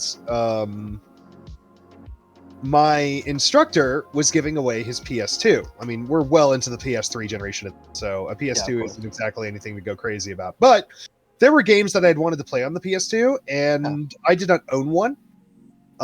So I was like, sure, I'll take a free PS2. I don't have an issue with that. That sounds fine. And he said, okay, I'll give it to you for free, but you have to break the brick that all of us have been trying to break, and none of us have been able to yet. So there was a reinforced concrete brick. It was about 2 inches thick, and about a foot long, and about half a foot wide. And so I put it on top of the cinder blocks, and I broke it with one hit. I was much stronger than I used to be, or I was much stronger then than I am now. Yeah. So it was great and everything. Now my wrist hurt, understandably so, after I hit it, because I did an open palm. I didn't like smash it like a hammer fist. I pushed down like an open palm, which allowed me to push all of my weight down onto it. I see. Because that was the only breaking stuff like that is I'm gonna be honest, is mostly technique. It's not about strength. Yeah. But it's mostly technique. But you know, I had gotten into this situation where my wrist hurt afterwards, and I was like, I didn't think anything of it. I was like, that seemed thing after smashing a concrete brick with your wrist. Well, come about 6 months later, and I'm at swim practice during the winter season, and I'm outside the pool after practice, and I slip on black ice and fall into my wrist. The same wrist that I used to smash that. And oh my god, it hurt like hell. It felt like somebody had driven a needle up my arm. The nerve was obviously in distress, and obviously there was a lot of pain. So I went to the hospital to get x-rays done because I thought I had broken my wrist or something. They came back to me after the tests were done, and they were like, so your wrist is not broken. And I was like, what? And he said, well, I've got some strange news for you. I was like, yeah. I was like, yeah, you did not break your wrist. And I was like, oh. That being said, did you like shatter your wrist about maybe 6 months to a year ago? And I was like, oh.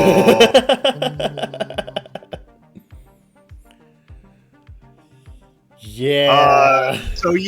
I got the PS2. I got introduced to the Armored Core series and Kingdom Hearts and a bunch of other great games, which I love to this day. But at what price? But I shattered my wrist. The doctor was not sure whether or not I would have chronic issues with it for the rest of my life, because the way it had healed, the bones did not heal correctly, so there were minute gaps and some misalignment in the wrist, and it was fully fused at this point. So they were like, "We can't do anything for you unless you want us to re-break your wrist and then try to maneuver things back into place." Basically, it would require surgery to fix it. And they said you might have chronic wrist pain. for the rest of your life. You can make whatever joke you want there, but after about 4 years, it stopped bothering me, and I haven't had issues with it again. So I got lucky on that one. But those are the only 2 times I've ever broken a bone to my. Yeah. Well, I have the most pain I was ever in is an incredibly NSFW incident that I don't feel like talking about. Right. Yeah, but I have 2 different examples because one is the worst traditional like injury that I can remember offhand, and then the other is the most miserable I ever fucking was. So I've told Kevin, I think I've told Kevin this before, about the time I went sledding when I was like 10 or Yes. I was like 10 or 11. Yes, I remember this. I went sledding down a hill and I slammed my shin right into the base of a stop sign. Yeah. And that created the biggest fucking lump I've ever seen on my body. Yeah, just like a massive welt, just right there. It was massive. My ankle swelled to nearly twice the size. Parts of it turned purple. For a week, I literally could not walk on it. So that was probably one of the worst traditional injuries I've had. The most miserable I've ever been was the time in 8th grade where I somehow managed to get pink eye, swimmer's ear, and strep throat at the same fucking time. Jesus Christ. Every orifice of my head was blocked up, crackling in pain. I don't think I've ever come quite as close to considering suicide as I was that week. Oh my god. Because that was so much misery. Every fucking minute, every part of my fucking head was in some kind of distress. And even just trying to sleep was impossible. There was a point where I legitimately went kind of crazy at like 3 a.m. where I could not sleep. I had not been able to sleep for like 2 days, and I was in the basement just bashing my head against the wall trying to make it stop. So that's not a traditional injury. It's just a variety of illnesses, but like having that specific combination of illnesses at the same time. Yeah, just coalescing into a singular moment of misery. Was fucking awful, and there was no real reprieve from it because it's like what am I like? What senses do I have left to focus on? You know, I can't see shit. I can't smell shit. I can't taste shit. I can't hear shit. You know, it's like you just sit there and be miserable. Yeah. So that was probably the worst week of my life, honestly. That sounds fucking miserable. Yeah, it's pretty hardcore, homie. Yeah. Anyway, that's a great note to end this first segment on. And at that, I'm going to have to leave, so you guys will enjoy the Reddit dive without me. Sorry. Yeah, well. No, you're good. Very well. Yep. All right. Glad to see you guys. See you next week. All right. So everyone wish Saradin a farewell. Farewell, Saradin. We'll see Saradin next week, but we'll see you all on the next segment of the Baka Gaijin show. Stay tuned.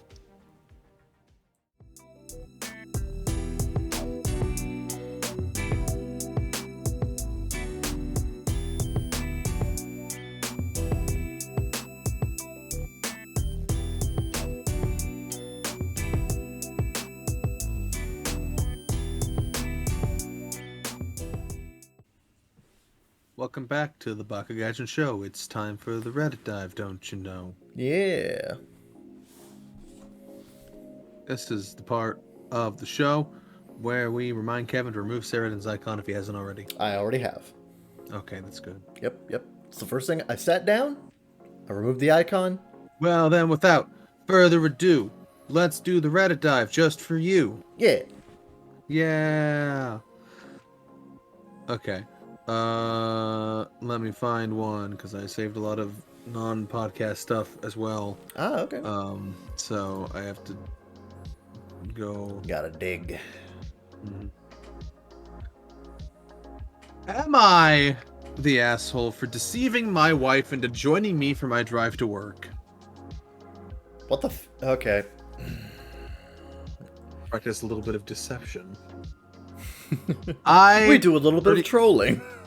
I, 37M, and my wife, 31F, live in a suburban area. I commute to work in a nearby city every day, and she stays at home. We have no children.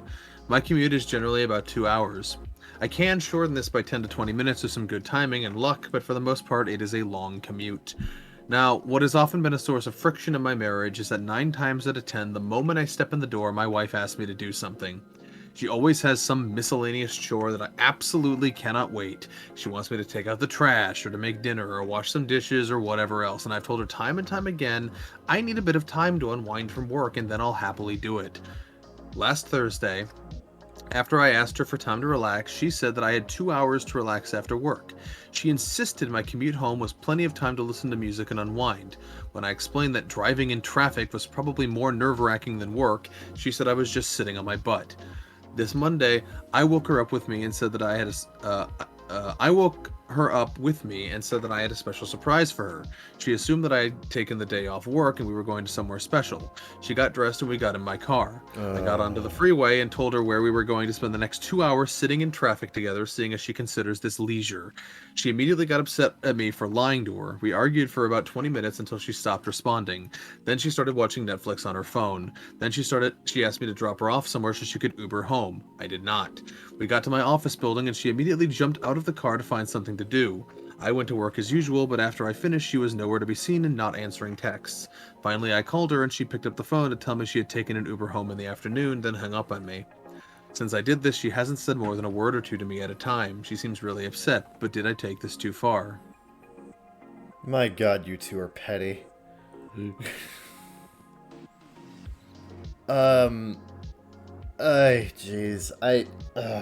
Fuck.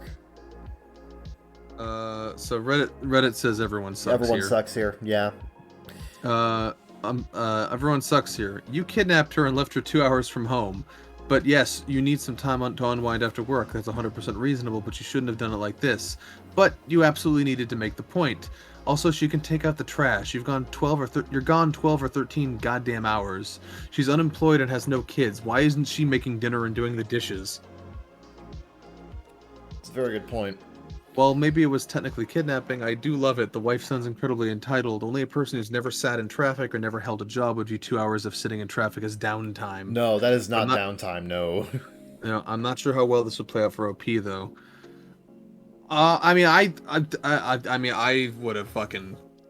I would have, honestly. You would, yeah. I feel like this is just one of those fucking things where unless you experience it, you don't quite understand that this is not leisure time. I'll say everyone sucks here, but at the same time, it was one of those situations where it's like, you either get her to understand in some way, shape, or form, or you just have to deal with her bitching you out. I don't think he was wrong the entire time.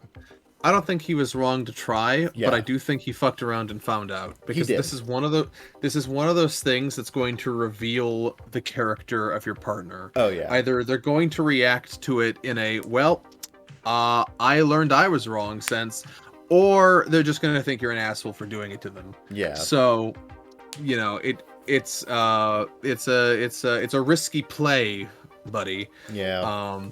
I don't think you were necessarily wrong for making it. So I'm gonna say not the asshole, but risky business, and you should know what you're getting into when you make plays that, because it's going to potentially reveal things that you might not have wanted to know. Yeah, in this case, she did not seem to see the point of what you were doing. Yeah. So good luck with your marriage. Best of luck, man. I hope the divorce proceedings go well. Yeah, I mean, at the very least, if they split up, they don't have any children to, traumatize. So True, that's nice. true. They won't poison the gene pool. That's also true. Yeah. So yeah, I'm gonna say, not the asshole. But you may have a different opinion. Yeah, I'm gonna lean on everyone sucks here, but at the same time, it was kind of an unavoidable situation. I was talking to the listener, but that's fine. Oh, okay. Yeah, it's not all about you, Kevin. I need you. These are. Oh, okay. Yeah. I know. Let's move on. Okay.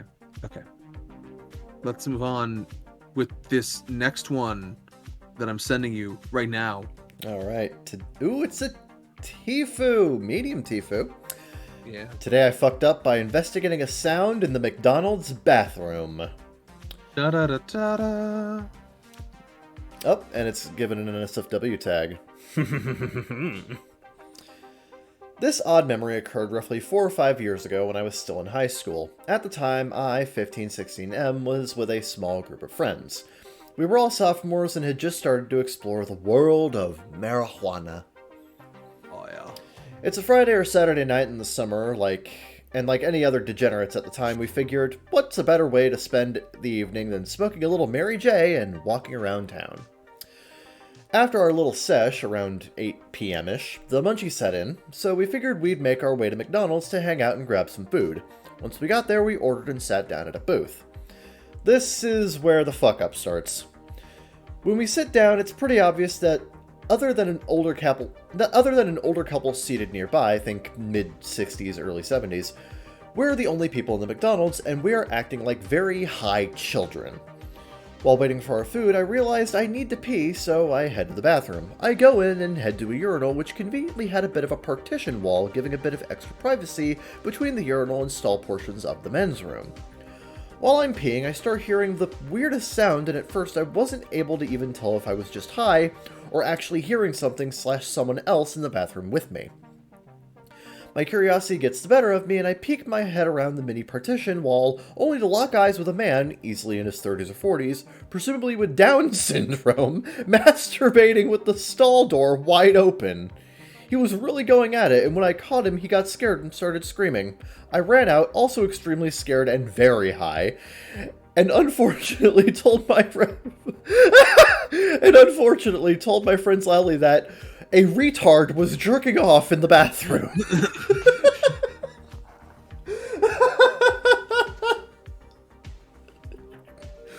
Well,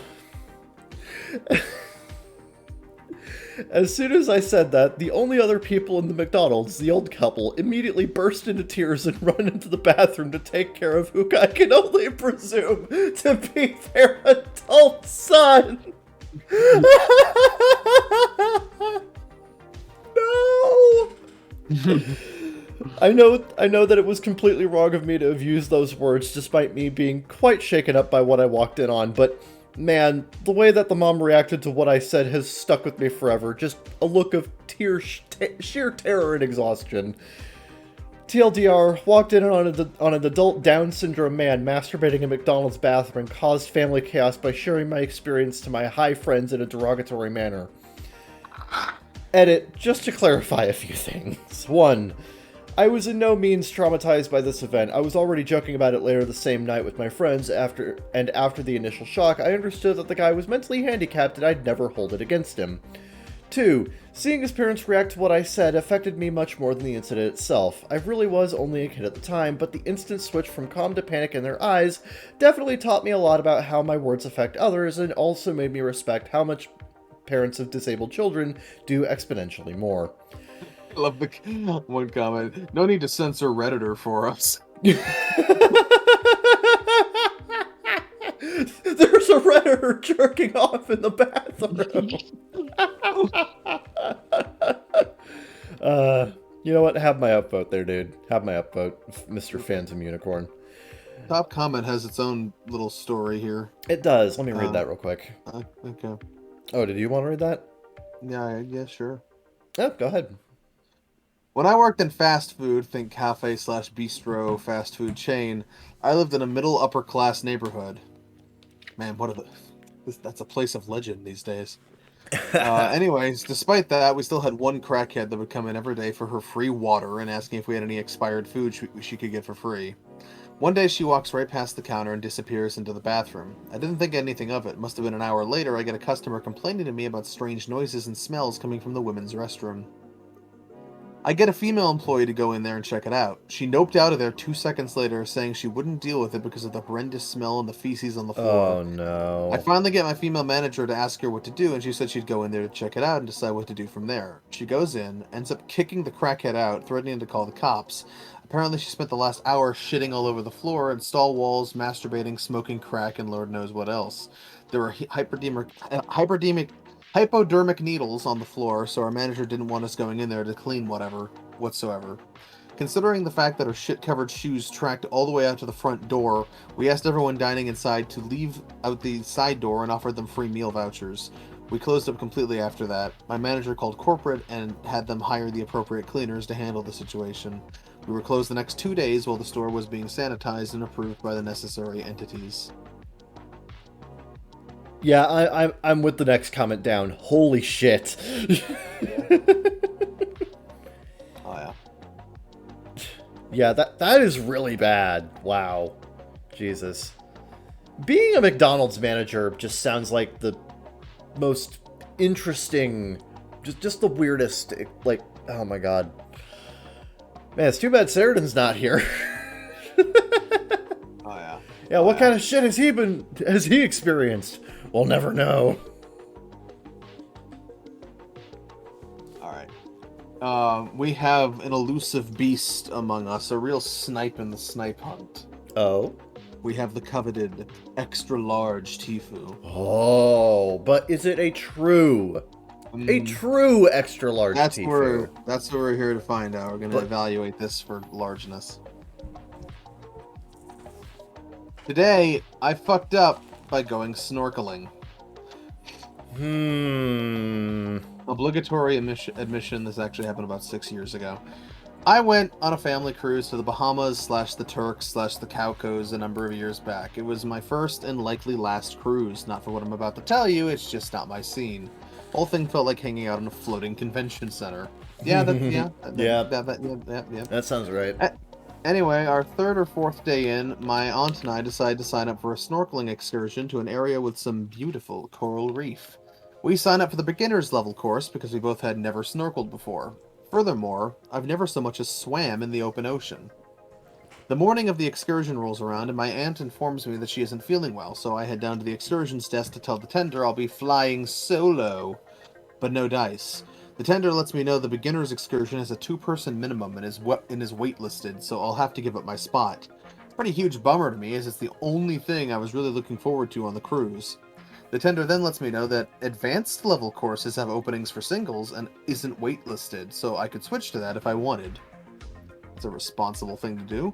Right. Now, here's where I'm going to be a bit vulnerable with you and expose a couple of personal faults of mine.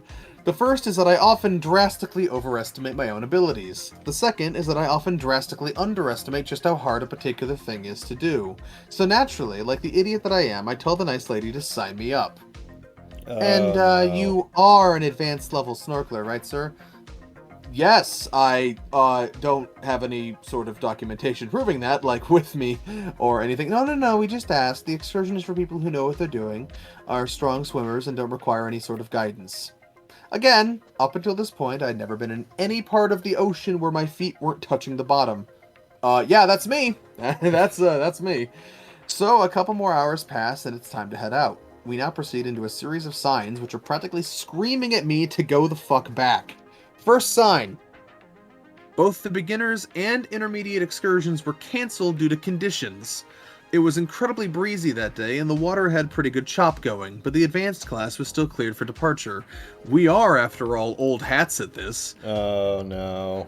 Second sign. As we're taking off, I look around and notice there's like 6 people on this thing, and oh, fuck, some of them had brought their own snorkeling shit with them. There was a big bin of snorkeling shit for us to use sitting on the deck, but like 2/3 of these maniacs had brought their own. Third sign. The boat comes to a stop and the dive master? He adds a question mark, not me. Rounds us up for a brief chat. I figure, alright, here's my opportunity to listen and, get the basics of how this shit works. Wrong! He just goes, alright, here we are. Please remember that in accordance with the laws of the Commonwealth of the Bahamas, it is an offense to touch or take any part of the coral reef or surrounding flora. I'm going to see if I can find some spiny lobsters to make us a lunch on the way back. Have a great swim. I go over and pluck out a mask, snorkel, and fins from the bin on the deck. As I'm fitting my mask, I notice it's a little snug. Well, of course it's tight, idiot. That's how it keeps the water out, I tell myself. As I'm fiddling with it, the dude that drove the boat spots me struggling. Hey man, that's a woman's mask. Get a bigger one. Ah, yes, I must be used to European sizes. I apologize. As I watch a couple people shimmy over the railing and into the water, looks, easy enough. When it's my turn, I waddle up and throw a leg over, and I can see for the first time just how choppy the water really is. I shake it off and gracelessly side flop into the water, immediately beer bonging a quart of crystal blue seawater straight down my gullet. Oh. I get my shit together and dip my head under the surface, and I see one of the most magical things I've ever seen in my entire life. The dazzling spectacle of colors and life. Thousands of fish of every size and color going about their days, largely unconcerned with us. The way the sun ripped shimmering streaks of light across the ocean floor, it was like being in an entirely different world. I was having a blast, but I wasn't comfortable enough to go under the surface like everyone else was doing, so I just sort of bobbed around on the surface, looking down at the reef from above like a human glass-bottom boat. This, as it turns out, was a fucking mistake. You see, it's cool to do that when the surface is relatively calm, but when the water is a little rough, you're sort of just letting the water take the wheel. Yeah. I started noticing a very distinct lack of other swimmers near me, and then I hear a longhorn blast from our boat.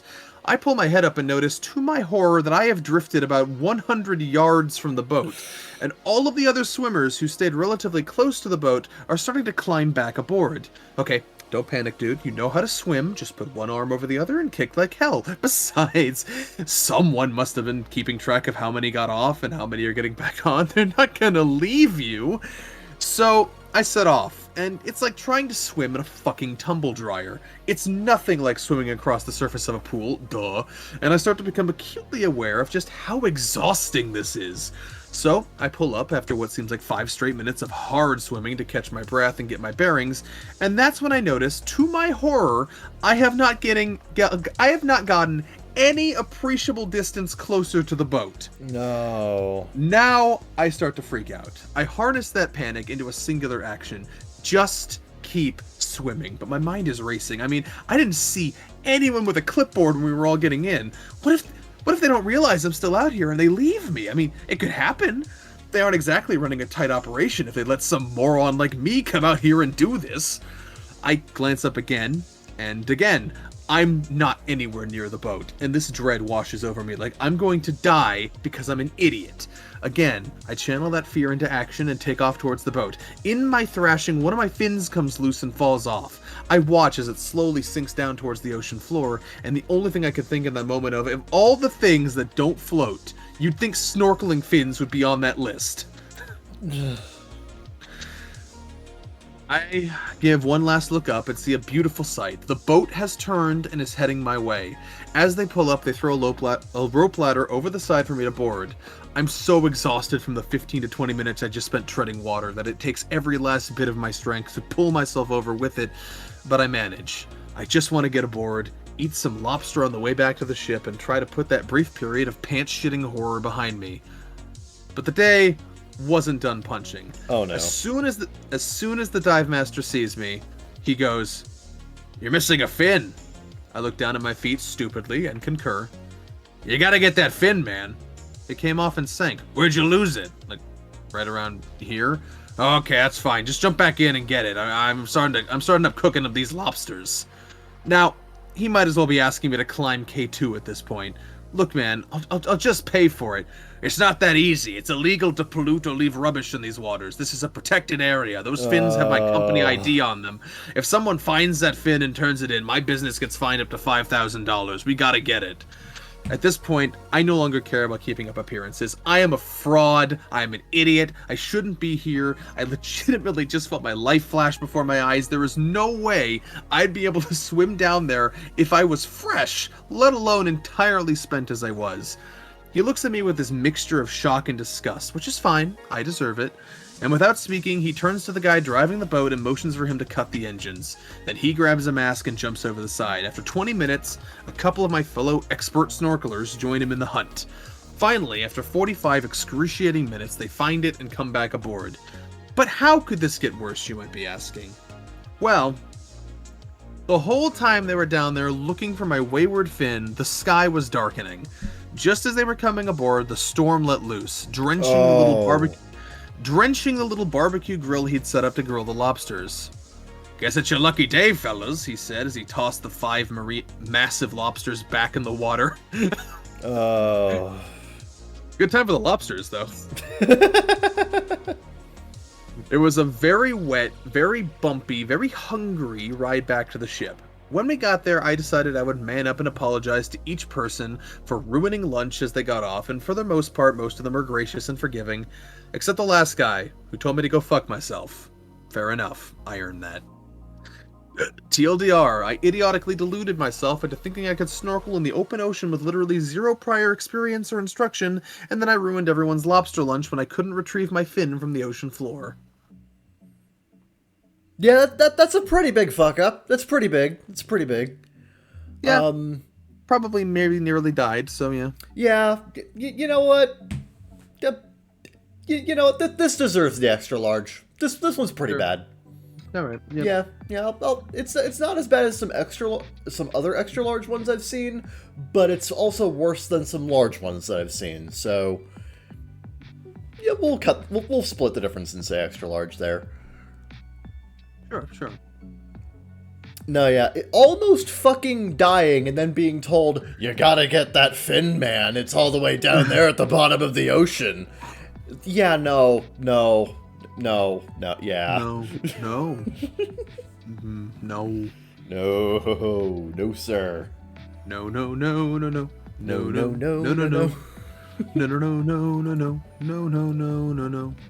Yeah, that is... No, I completely understand. And, God, no, that's terrible. That is terrible. Yep, horrible. Alright, let me copy one up for, not that chat, it's this chat. Copy one for you. Me! It's Anaita. Oh boy. Am I the asshole for telling my friend to get over her depression? An instant answer is yes. Instant answer is yes. No! You gotta see the context! He's been taken out of context. I'm sure. The title is pretty self-explanatory. Well, there you go. I don't need to read it now. I'm kidding. This is your one. If you skip it, you're not getting another one. I, 17M, told my friend 18F that if she gets over her recent depression because it's making me go crazy. She's been on this state for about a month now, and I've tried my best to make her feel better, but it seems nothing is working out, and I'm just giving up on her. Even when I ask her what's wrong, she refuses to answer and just tells me it's some personal problems. I know how it feels. I've been also depressed a few years ago due to my parents' divorce, and recently due to my grandparents passing away a few months ago. Even my older sister, 20F, passed through rough depression stages. However, none of us ever seeked any type of therapy and just learn how to get over it. It has worked for both. It has worked for both. We became top students and got some pretty good friends. So I got to the conclusion that just telling others to get over it is the way to go. Oh no! Psychiatrists hate this one trick. No. Last Sunday I was... Psychiatrist, I'm gonna ruin this man's entire career. Okay, he keeps saying on instead of at or in, and I don't get it. I don't get why. Last Sunday I was on the mall. What were you just climbing up there for some reason? Just on the roof? Maybe his phone is fucked up and auto-corrects it. I don't know. I have no idea. And she just kept looking down and not showing any type of excitement. Oh, maybe they were on the roof. Hey, you're a fucking idiot. They were on the roof. Even when I suggested to go to one of her favorite places, she just said, okay. At this point, I was already tired of trying to help her get better, so we went to eat, and then I drove her home. Agree with me? There I told her it's already been a month, and if she doesn't get over her depression, that I'll just go with my life without her, because I'm getting tired and angry of her not making the effort to feel better. She called me an asshole, and I haven't talked to her since then, so was I the asshole? What do you think, dumb shit? This is bad. Really bad. Yeah, man, I get it. Dealing with people with depression can be very frustrating. It can be exhausting. It can often be tiring. feels like you're talking to a brick wall because what makes sense to your mind doesn't make sense to theirs. Yeah. And also, you're 17, so, you know, you get an inexperience pass. This is definitely a learning experience, though, because no, you did not handle this right. Yeah. At the same time, this just shows a deep lack of understanding, a lack of empathy, and just assuming because you got over it easy, it means everybody else can get over it easy. It's No. no. This ain't an egg. You can't get it over easy. I like that. That's good. Yeah. Don't steal that. That's copyrighted by me. That's a Zeke Freak original. Yeah. No, yeah, I'm gonna absolutely say you're the asshole here. That was very, very selfish and very, very just awful what you said. Wait. Breaking news. Update. There's been an update. So after seeing that I was an insensitive asshole, I texted her to tell her if we could meet Saturday after my shift was over so I could apologize properly. She agreed and also told me she was already feeling better. I told her I was happy for her, but if she felt that way again, she needs to tell me what is wrong so I could find a way to help her, and if not, to seek professional help, because it worries me what she could do in that state. No, on that state. On that state.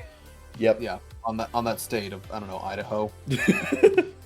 Maybe. I'm glad things worked out, and I'm glad that you two, reconciled. Now, kid. But that was bad. We are clear here, that was bad. Yeah. You were the asshole, but you fixed it, so you're less of an asshole than you could have been. So, just don't do it again. Learning experience. Now we go to another Tifu of the large variety. Ooh. This thread is not only locked, but has a fucking shitload of awards, so my hopes are high. Okay. Fun. Today I fucked up inviting a girl over. Oh, so many ways this can go horribly, horribly wrong. This happened this morning, 2 days ago, but this morning, 2 days ago. This Tifu started on Saturday. It's Thursday now. Right, so he submitted this on Thursday, and Okay. Today's Saturday, so yeah, whatever. It's this... Okay, so a week ago today, I matched with a... Sorry. Let me... Matched with a girl on Facebook dating. What are you, 42? Matched with a girl on Facebook dating. I didn't even know Facebook dating was a thing. Me neither. What the hell? I assume that's just normal Facebook. I guess. Matched with a girl on Facebook dating, a thing that exists, I guess, and she was very cute. I did notice she only smiled with her top row of teeth in the pictures and figured that her bottom teeth might just be fucked up. But I didn't think much of it. She had trad wife energy, and I was into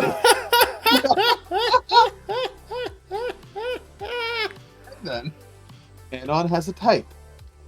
We ended up meeting on Sunday after some pretty clean chatting. Turns out she lives exactly 8 minutes from me, so I offered to pick her up for a first date. I learned a lot about her in a very short time. I won't reveal all the details, but she had battled a long time with eating disorders, thus her teeth were a bit janky. From what I saw, they weren't that bad. This is all a red herring. Nothing about this Tifu has to do with the teeth. I just wanted to mention it because I was so focused on this that I didn't pick up the other red flags. I also find out that she doesn't drink all that often, and only at meal times if it's appropriate. How nice. She also lives with her parents. Why? Well, she has a surgery coming up, and it's involving a lot of physical therapy. So I pieced together it's probably due to her aforementioned eating disorders and a complication thereof. Anyway, otherwise, great date. Fast forward to last night / this morning / 2 days ago. I invite her over for dinner. The plan was her dad would drop her off because she doesn't have her car due to a recent wreck, and I would drive her home later that evening. Okay. She also tells me that she's a felon, like 1 hour before we hang out. Okay. Okay. But don't worry, it's just 3 DUIs and it's over with. Thanks for telling me. No, I really should have paid attention to this red flag. Anyway, she comes over, and after the pleasantries, I start to cook a shrimp curry soup. She asks for a drink. I show her my drink cabinet and picks out the she picks out the most expensive tequila I have. That's fine. And then she proceeds to have 2 shots. Biggest fuck up. I tend to presume that everyone is good at self-regulation of their drinking. It's just what I believe. We know if we're getting toasted or not, and it's intentional. So I join and catch up with 2 shots. I get a seltzer for myself. She grabs a cocktail and another one. 4 drinks in 40 minutes for this 110-pound person. Oh. I assume she's just good at holding her liquor. After dinner, we're cuddling, and she has her head in my lap. Suddenly, to my surprise, she takes her pants off and says, "Let's go to bed. A woman has needs." Gentle reminder, let me mention, nothing sexual happened here. I was barely registering as tipsy, and she was beyond drunk. So, I sit her in bed, and she immediately passes out. No worries. I'll put a trash can near her, and I'll go watch some TV or play games and check on her later. The horror story starts here. I check on her, and I realize that my bed is dark, and I touch it. Oh, that's piss. That's just fucking great. I attempt to rouse her and alert her that she has soiled herself and also my bed. She wakes up and asks me why I'm waking her up and then tries to flirt with me, and I notice she's soiling herself again actively while trying to seduce me. I somehow manage to get her to the bathroom and sit her on a toilet and have her drink water to sober up. This was a bad plan. She refuses to use the toilet, and I ease her down to the ground on my fuzzy bath mat. I drape her with a towel and place another beneath her just in case. I then spend the next 5 hours until 4:30 in the morning washing my clothes, her clothes, my bedding, and my comforter. At some point, I sit on the couch where she was earlier and realize that she also soiled my couch. Oh, that's why she was so urgent to go to bed. Fuck my life. I do check on her to make sure she's okay, and I end up changing her towel twice. I finally decide to go to sleep around 5, because I have work at 9, despite the ice storm. I set an alarm at 8 so I can drive her the hell home and forget it all happened. At 6:30, she wakes up, confused and naked, to which I provide her some of my gym clothes they don't really care about. I go back to the couch, and she's embarrassed and hungry. Fine, go eat leftovers, just let me sleep. She clings around with the kitchen a while, apparently ate all the shrimp in the soup. Great. She decides to cuddle with me on the couch, but I had no energy to push her away. She attempts to kiss me, I rebuke it, and then realize there's gin on her breath. Oh, I spring up, go to the kitchen, and realize she drank another 4 ounces of gin at 7:30 in the morning. I run back to the bed. I run to the bed. She's catatonic again. I start to freak out, and I see her phone. She told me her birthday on the first date, and I use that to open her phone. Voila! Basic bitches. Basic bitches. Basic bitches. It's surprisingly easy to get people's passwords. Turns out she's missed like 9 calls from her parents, so I call them for her phone. I explain every detail of the happenings of the night, and they are mortified. I tell them I have work and they need to come get her now. An hour later, her father shows up, which is ridiculous because they live so close by, but I was just happy he was there. I handed her laundry, belongings, etc., give it to Dad. The dad is not happy. He yells at her, and I tell him, "Hey, sorry, my house, please no yelling." He apologizes and agreed, surprised that actually worked. I guess he was embarrassed about everything. So her dad takes the stuff and comes back and says, "She was almost 1 week sober, and this happens. No. Not your fault, son." She was a recovering alcoholic. Oh, that DUI thing makes more sense now. Oh, She cannot stand up by herself, so he tries to scoop her up from the couch, but she's completely dead weight and wakes up yelling that she hates her dad, and then pisses on him and my couch again. We both end up dragging her to the car, and my neighbors are watching, mortified of what seems like a kidnapping attempt. Her mother just texted me to apologize a few hours later and that she would get me my clothes back. Edit, I'm most upset that I'm sitting here eating my shrimpless soup. TLDR, I ignored red flags on a cute date, and she ends up pissing on everything in my house and also her father. I love this top comment. My guy, you brought in the equivalent of a stray cat. He kinda did. I can't believe you ate the soup. She might have pissed in the soup. She might have dipped her piss-soaked hands into the soup to grab the shrimps. Someone else noted this. I'm mortified. Yeah, oh no. That is all kinds of just the worst. Oh god. Bro, that's not a fuck up. That's a story you get to tell for life. Honestly, I only thought this happened in movies or urban legends. I never thought it would happen to me. Her dad's getting pissed on was the craziest part. Oh God. I do like the little detail. The part that upsets him most is eating his shrimpless soup. All that, and she ate his shrimp. And she ate the part that fucking floors me is just the moment where the dad is like, and she was almost 1 week sober.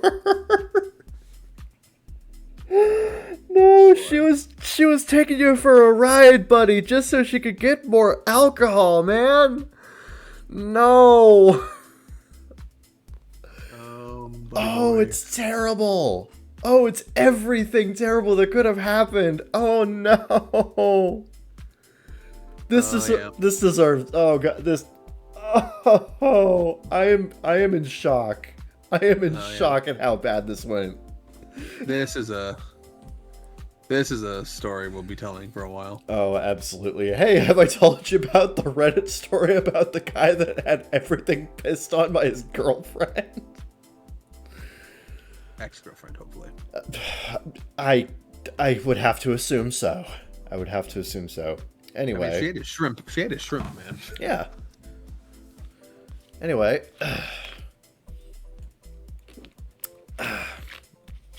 So, for most of these ITAs, Reddit already has given their verdict, but this one is quite fresh and does not have a verdict yet. So, it is up to us to discover, am I the asshole for telling my son that he is obviously gay? Obviously gay. Obviously gay. Oh my god. My son, 17M, has apparently been in the closet for the past 7 months, so my son is fairly masculine / straight acting, if that makes sense. However, he's very obviously had a boyfriend, 18M, for the past 7 months. He sometimes baby talks to this boy, hugs him all the time, and has called him handsome, shares clothes, sits way too close to each other to the point where they're basically cuddling. He closes his bedroom door with him, but not any other friends, sees him like every day, buys him gifts, and for the past 7 months, he now smells great, has his hair fixed up really nice, and dresses nicer, among other things. Today, I asked my son if he was going to invite his boyfriend on our trip, and he got awkward and said, "That's not funny." I asked what he meant, and he said, "I'm straight, that's not funny." I laughed, and when I realized he was serious, I started laughing even harder. You're the asshole. God. I told him he was very obviously in a relationship with a guy and did a terrible job at hiding it. He got emotional and started asking me not to tell his dad. My husband already knows. Like I said, it was obvious. Then he got upset, saying I outed him when he wasn't ready. He hasn't said a word to me in a couple days. Am I the asshole? You laughed at it when he was very clearly distressed about, being outed as being gay. Here's something you need to understand about teenagers. They all think they're masters of hiding things. Yeah. So you really this was very poorly handled. Top comment has their own little story to go along with their verdict. Mm-hmm. You're the asshole. When I was 17 and watching TV with my parents, out of the blue, my dad turned to me and said, "It'd be okay if you were gay, right?" I laughed it off, said okay, and went about my day. Within 6 months, I was questioning. It took several more years before I was comfortably calling myself bi and coming out to friends and family. I think I must have given off vibes to my parents for dad to come straight out and say it like that. But at no point in time did he assume, make comments alluding to, nothing. I was given time and space to reach that conclusion on my own. You took that away from your son. Instead of saying something to the effect of, "If you are cool, if not cool, we love you regardless," you forced him to confront that identity before he was ready. You need to stomp this shit out before it spirals. Let your son know what I said above, that however he chooses to identify is okay with you, and that you love him regardless and will take any future cues on how to proceed from him. It's something they tell you. You don't prescribe them. No, yeah, and next person down says, "It's the laughing at him that gets me." How humiliating for him. That's the thing. Don't humiliate your child when they are going through something like this. The guy below that said, I see how OP thought it would not be a big deal since it was so obvious, and maybe they thought that for this reason coming out officially wasn't necessary, but clearly the son thought he was being sneaky. It's a classic case of miscommunication. I don't think anyone's an asshole here. I just think OP was maybe a bit callous, and the son needs to learn to accept himself. Talking about this should solve the problem. I agree there wasn't much malicious intent here. I think she just assumed he was more comfortable being open about it than he was. Yeah, but like, I'm going no assholes here. yeah, I suppose so. It's just this is just so poorly communicated, and But there's no ill intent here though. It was just miscommunication in an attempt to be supportive. I can't fault you for trying to be supportive. yeah, that is true. It's just you handled it unbelievably poorly, just very poorly. Yeah, not the asshole, but I do diagnose you with dumb. I diagnosed you with stupid. Yeah, not the asshole. No assholes here. But you're kind of stupid. Just a bit. All right. Let's see here. Man, boy, you dumb as hell. You fucking stupid. You fucking stupid. You straight up stupid. Your wish is stupid. This one is written in all caps in the title, so I must yell. Stop her making my daughter give up her cat! Probably. My daughter, who is 24, that's not how you format that, moved out 2 weeks ago to stay with a friend out of state. She found a job and was ready to get herself going in the right direction after suffering from major depression and anxiety for years. I've always done my best to understand what it is she's going through and tried to help her to the best of my ability. This includes getting her a cat to help with emotional support, as she's always been sensitive and caring when it comes to animals. She took her cat with her when she left. Skip to now, and the friend she's staying with has decided to allow their partner to move in, which means my daughter has to move out as there's no longer any room for her. I told her she can move back in with me if she couldn't find anywhere else to go. After trying to make other arrangements and failing, she decided moving back was best until she can find another job and afford to live on her own. I said that was fine, but she could not bring the cat back with her. She was a bit upset, but understood as she didn't have any other options. I love my daughter, and I know how important her cat is to her, but I don't want her fucking up my furniture as I have my own cat, and my other daughter who lives with me has one that I am also trying to rehome. I love my cat, and I know how hard it is to give a pet you're attached to, as I don't know if I'd be able to rehome mine, but I don't want to deal with 3 cats. I called my daughter and asked her if someone came to get her cat yet, and she said not yet, but someone was supposed to pick her up later that day. We drove 8 hours to get my daughter, and during the drive I began to feel guilty. When we got to where my daughter was staying, the cat was already gone. I told her I was going to tell her that she could keep the cat, but she already had given her away. This made her very upset. Really? Really? Oh. I do feel bad, but it is my house and feel she can get a new cat when she gets her own place. Am I the asshole? Yeah. Yes. Yeah. Why do you need to ask? The story is the definition of, well, that would have been nice to know a little earlier. A little earlier. Oh my god. Motherfucker. You... What a... You operated entirely on a knee-jerk reaction, did not think it through, and now you have to deal with the consequences of that action. Which is, your daughter had to give up her cat when she didn't need to, and she is now miserable because of that. Congratulations, you're the asshole. Oh. I'm sorry, I just noticed the related communities tab, and apparently there were international variations of Aita, like Swishle Trobale, or Eso de Baka, or Ein ik das Arschloch. Bin ik das Arschloch? Das Arschloch. That's funny. Well, at least I know how to say asshole in German now. Arschloch. Arschloch. Anyway, you're the asshole, yeah. You're the Arschloch. You. Das ist Arschloch. You are the Arschloch.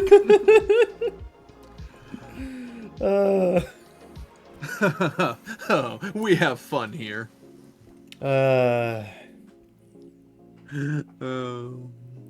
We have fun here on the Bakagaijinshow.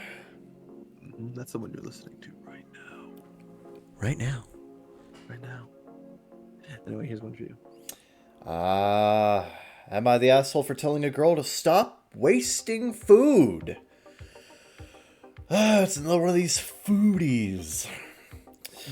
I, 21F, usually always sit with the same group of people in my university's dining area. There's this girl who I've talked to a few times, but I'm not really friends with. She's kind of quiet, but when she finally talks, she seems normal. I've sat across from her a few times and noticed how she was eating because it was weird to me. She eats maybe half of her food. Keep in mind, you control the amount of food. It's cooked by the cafeteria staff, buffet style. She could easily take less. And kind of plays with it with her fork when she's done, aka eating half of it, sometimes even less. I didn't say anything for a while, but a few weeks ago I had to ask her why she always only ate half her food. She seemed embarrassed, probably meant to say a bit, but forgot to type bit. Sure. But answered she thought she was more hungry and laughed it off. I then asked her why she made this mistake every time we ate, and that she must have learned by now. Oh god. She didn't really answer. I don't actually remember, but it wasn't actually an explanation, and left pretty quickly. She doesn't really show up that much anymore, but when she does, she still eats like this, and I couldn't hold it in anymore. I asked her once again, and also asked her if her parents never told her not to play with her food. No. It was a genuine question. Some people are raised in households where manners aren't important, but obviously they are for most people. Oh god, you're dumb as bricks, OP. You are dumb. She got really mad at me and told me to stop commenting on her eating habits and that it was absolutely none of my business. I told her that it absolutely was, since she was sitting at our table and obviously wasting food. Oh man. Oh, now you just make it about you. She told me to go fuck myself and left and threw out the rest of her food again. After she left, one of my friends told me to leave her alone as she seemed like she was having a hard time and maybe had some sort of issue with food. Yeah, obviously she has an issue with food. She keeps wasting it. But tis. She hasn't shown up again. I'm assuming because she buys her own food now, which might teach her not to waste it, so that's good. The same friend who told me to leave her alone keeps pestering me to apologize to her, but I think she should apologize to me for not eating her food what? She's unnecessarily rude when being asked the most basic and obvious questions, and also told me to go fuck myself? That's way more harsh than anything I've ever told her. Keep in mind that I care a lot about food waste and the environment. Oh, great. Am I the asshole for telling a girl to stop wasting food? I think everyone sucks here. God. Fuck everything. Just fuck everything. Yeah, I'm with OP. I don't like people that waste food. I don't. But I think it... But also, he's not being so... he's being pretty rude himself, making all these public confrontations about it. Yeah, and also being incredibly judgmental. It's entirely possible that she has an eating disorder. Yeah, possibly. Yeah. Like, That's sad. I don't think that excuses blatant, repeated food waste. Probably not, but don't confront somebody about that in this kind of a way and be like, make it about you, because like a big element here is that OP made this entire thing about them instead of the person who was actually wasting the food. You're sitting at our table, you're wasting food in my presence. How dare you? Yeah. This is horrible to me specifically. Yeah. Like, it's very selfish and self-centered. I think he's right, but he went about it wrong. Very, very wrong. Very wrong. Yeah. Like, there are so many better ways of confronting this kind of a problem with somebody. Get on their level, try to figure out what their issue is, why they're having a problem here, and try to work with them and, maybe help them, get a little bit better at it. Don't be a selfish prick and be like, you dare to waste food in my presence, I care about the environment. Don't do that. Don't do that alone makes you the asshole in this situation because you handled this in the worst way possible out of anybody here. I'm still saying everyone sucks here. I'm saying OP's the asshole. Okay. Well, OP also has an edit. Oh, yeah. Okay, I'm the asshole. Sorry, I'm not studying to be an eating disorder specialist. I looked up stuff about it, and I'm realizing I was too harsh. I'll apologize the next time I see her and try not to be so condescending. But you should all follow your own advice. If people genuinely don't know something, you should tell them nicely instead. And I realize I should have tried to educate her nicely about food waste and not have commented at all on how she was eating. Yeah. Everyone can learn to have a little bit more kindness. Yeah. Everybody can learn to have a little bit more kindness. Yep. And not fly off the handle about dumb fucking shit. Am I the asshole for not letting my brother enjoy his sick day off?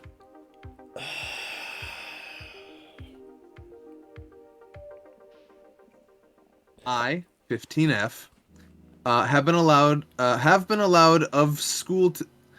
Allowed, I think she meant out of school today due to strikes. Well, not surprising, my brother, 16M, also wanted the day off. He came downstairs this morning while I was still in bed and said to my mom, Mom? British? His chest was still hurting, then he started throwing a tantrum like a 3-year-old child when she said no. She gave up and said, fine, do whatever, and left for work. He's rang up college and told them his chest hurts, and he's been being sick, which is a lie. College. 16? College? 16? College? Anyway, which is a lie. Well, now he's at home on my day off. I woke up at 9 and came down and started watching TV. He followed down at 10 and demanded he got the TV. I said, no, he's not having the TV. I'm watching something. He's got one in his room for a reason. He called my dad and told... You know the same dad? This is like a split family situation? Split custody situation? Told him I wasn't doing the work set for me on my school website, which meant I got a lengthy phone call telling me off. However, we soon came to an agreement that I will start once I've eaten my dinner. In what time my brother turned the TV off and put his PlayStation on while I was upstairs. I came downstairs and told him he can turn it off in one of two ways, either nicely or he can save his game, or I will unplug it. He didn't believe me and said, go and make me a sandwich, woman. In a so-called jokey way. What a Chad.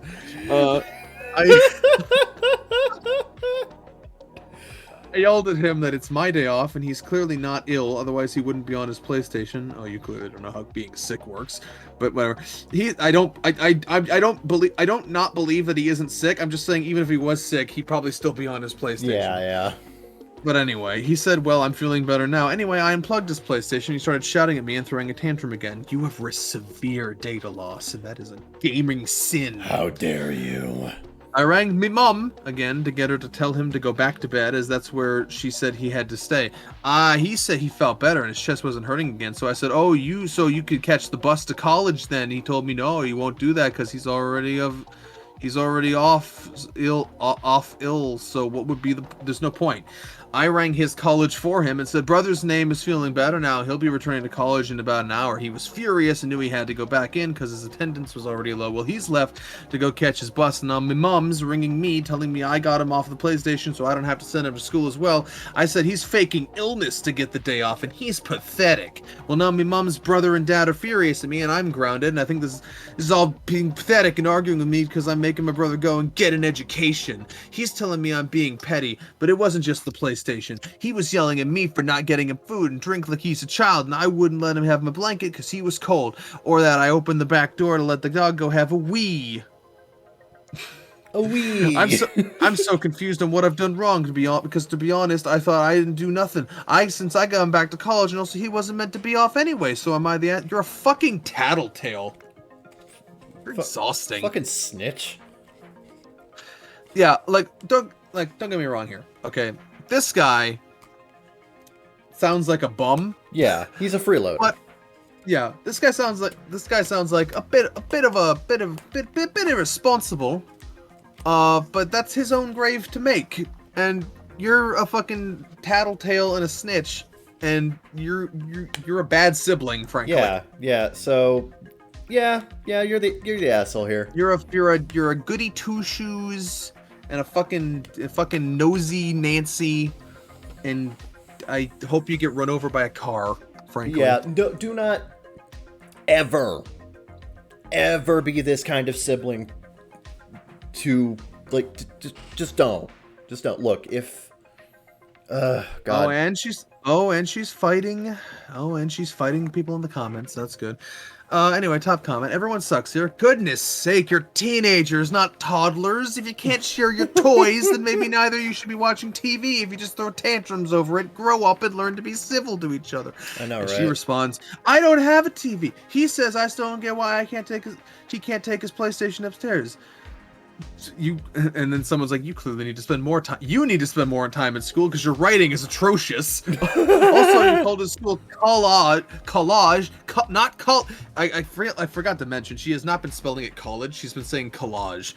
Again, you need to go to school more. That's a family member. And you solve things internally because when you introduce outside forces, they often have to abide by or sentence people through laws. This makes it permanent, public, irreversible. When you have shit between family, you can impose all kinds of restrictions without potentially harming people's futures. Yeah, she should not have called his collage or college or whatever the fuck. No. Why would you involve people like? Why would you involve outside institutions like that? Yeah. Like, what the fuck, man? Another comment. Everyone sucks here. You should be doing the work set for you by your teachers. They're on strike, so improve conditions for students and staff. They're on strike to improve conditions for students and staff. It's not a day off. You've got growing up to do. Your brother shouldn't pull a sickie and act like a toddler throwing a tantrum at 16. Someone else assigned them British, so I guess maybe... I diagnosed you with British. Let's see here. Not the... wait, no. Okay, now the comments are arguing about who's misogynistic. Which one of them is actually lazy? Like, they're both... yeah, as this guy says, they're both fucking lazy. Yeah, they both suck. They're both lazy. She's just self-righteous about it. Yeah. This dude at least knows what he's like. This dude's at least just, minding his own business for most part. I like this comment. Info. Hold on. Who made the collage?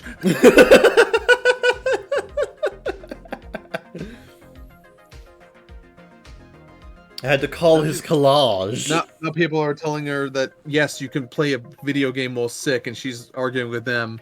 No, you can't. Yeah, everyone fucking sucks here. Yeah, this is bad.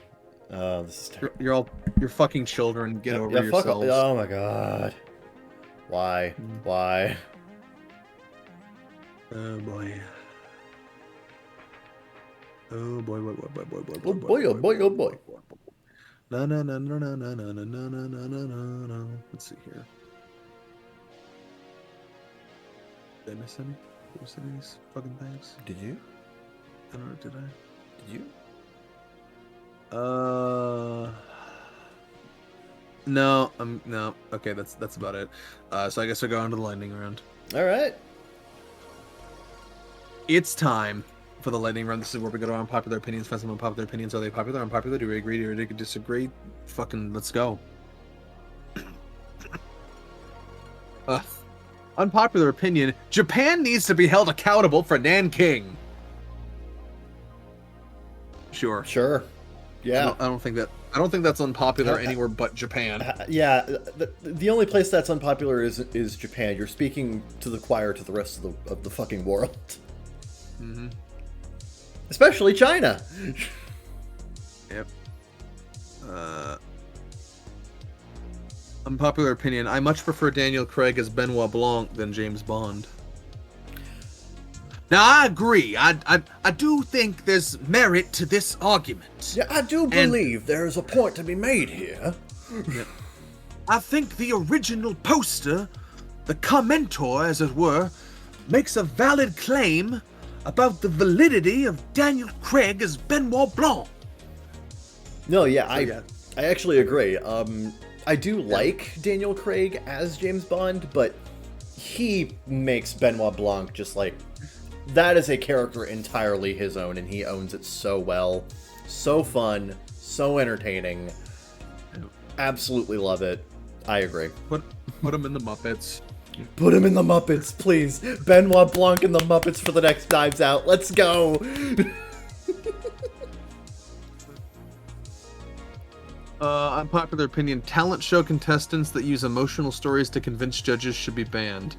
Okay. I'll let you on a little secret here. They let them in on purpose because it makes for quote unquote better television. Yeah, it's a lot of that is like manufactured by the producers so that they can craft a better narrative. Trust me, out of it's an not. episode. Trust me, it's not some sneaky strategy by the contestants. It's part of the production. No, it's absolutely part of the production. It's so they can build a narrative out of a particular episode and out of a particular contestant. This happens in every single contestant-based reality show on North American television. That's how they get a lot of their ratings. Honestly, this is why I stopped watching American Ninja Warrior, because it's full of that shit. You know what show's really fucking bad about this? Undercover Boss. Undercover Boss is quite bad about that, yeah. Also, America's Got Talent. America's Got Talent's got that pretty bad too. Yeah.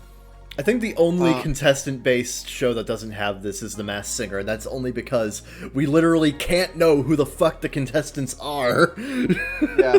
And usually they're all rich and famous people that don't have problems. Yeah, so, exactly. So it's literally just, who the fuck is it? Yeah, and if they have problems, it's usually, I'm just too rich and successful. There's so much pressure. Or in the case of Rudy Giuliani, it's like, I want everybody to know that I can sing as well as commit war crimes. I love when Ken Jeong just walked out. He's and just was like, "Fuck nope, this. I'm nope, out. nope. No, I'm fucking done here. It's great. Unpopular opinion: I'm not too cheap or poor to go out to eat or drink. Your boss is too cheap or poor to pay you properly. Yeah, Stan. Yeah. Yeah, probably. Yeah, probably. Yeah. Most definitely, statistically. Yep. Unpopular opinion: it's not a free app or free service if I need to create an account or register to use the service. No, it's still free. No, it's still free. Yeah, no money was spent. Yep, so. there is no monetary exchange going on here. It's still free. Mm-hmm. The only thing that's not free is your time and a small bit of your information. Unpopular opinion: video games can tell better stories than movies and TV shows and more closely rival books. I kind of agree. I think actually in terms of density, length, and format, games are actually more analogous to literature, actually. Yeah, and the whole thing about a game is that it's an inherently immersive experience because you are experiencing what is happening in the game through the main character, whoever you're playing as. So that allows a closer relationship between the world, the characters, and the player. So that is a big boon to gaming that movies and television kind of don't have as an inherently passive medium. Yeah, games let you get in someone's head in the similar way that prose does. Yeah. But also, something I really appreciate about video game narratives is that video games are the only medium where it's multifaceted, the point I'm about to make. But video games are the only medium where not only is the length it's a wild west of length. A game can be 1 hour or 300 hours. Yeah. You know? And it's also comprised of a lot of content that is completely missable. So your experiences will differ. And so that gives way more room to play with things narratively. Yeah. Someone made the point before that I really like, which is that gaming is like the only medium that does fake out endings well, because it's the only one where there's no indication of how far you are into the experience. Oh yeah. You know, a movie that tries a fake out ending, it's like, well, you can see the progress bar, but even if you can't, you know about how long a movie usually is and how movies are structured so strictly.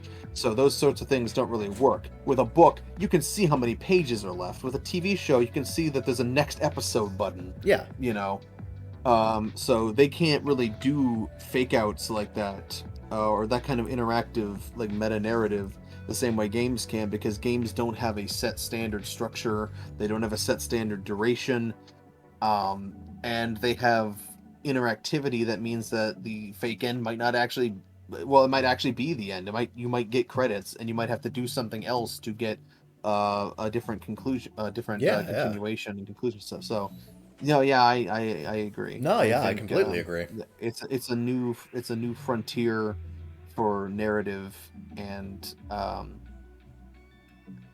I think just structurally and in terms of the sheer breadth and depth of content, just beginning to be explored. Yeah. That's cool. Let's see here.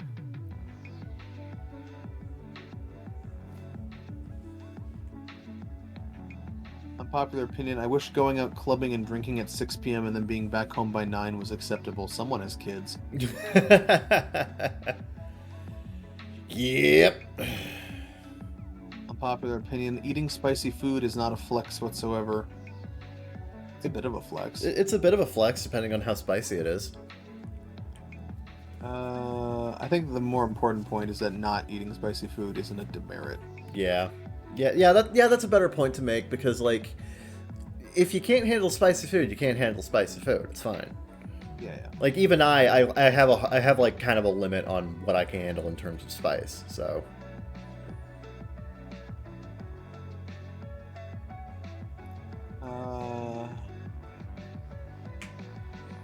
Like, if it's above like a kind of moderate-ish level of spice, then like it's kind of hard for me to handle. Yeah. Unpopular opinion: getting mad at people because they don't cook is cringe and stupid. It's not just that you don't or can't cook. That's not. It's the personality of people that don't cook. It's a red flag. It's an indicator. It's like Yeah. It shows a lack of sufficiency. And that is generally an indicator of certain disagreeable personality types. It's not necessarily bad that you don't or can't cook specifically. It's what that might say about you. People, I'm sure people have met people that like don't, people that don't cook, where it's Yeah. like they have personality problems. These things are not Oh, yeah. necessarily related, but they're often correlated. Yeah.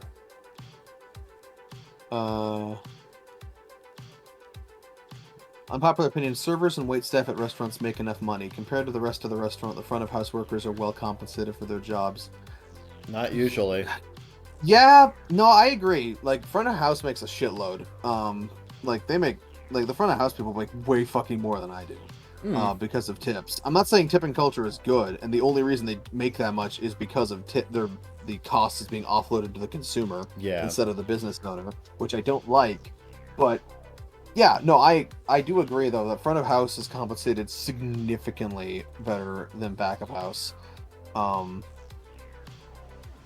I do kind of with it. I think their time is significantly more well compensated than mine. So yeah, this also depends on the establishment. Like, there's a lot of factors here, but generally speaking, I think OP is right. Okay. Yeah, no, that's entirely fair. Let's see here.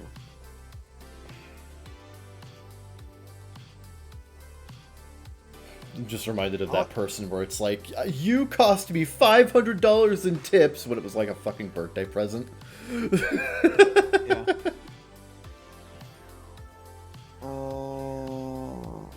Okay, get that somewhere. Skip over that one. Unpopular opinion: there should be a Call of Duty / Wolfenstein style game where you play as an invading army conquering America. Yeah. Yeah, I would love. Yeah, Homefront from the other side. I would love that, actually. I would love that. That'd be fun. I'm sure it would be. I'm sure there would be many Kotaku articles about it, which is probably why they don't make that. But yeah, sure, fuck it. That is an interesting observation. It feels like in terms of real world shooter settings, there's a few like politically acceptable targets. But if you like outside of multiplayer, I don't think you're ever gonna see a mainstream game about literally where you play as like invading America, because I think that would just be off-putting to their base of consumers and also just invite too much controversy. Yeah. So Yeah, because like it's good. It's nice to be provocative, but at the same time, when you're a AAA developer, hell, when you're working with that much money and on that large of a platform, you don't want to draw the wrong kind of attention from the wrong kind of people. And think yeah, about how much controversy the No Russian level got back in the day. yeah, yeah. So yeah, making a whole game out of that. Yeah, good luck. Yeah, best of luck there, motherfucker. Yep. Let's see here.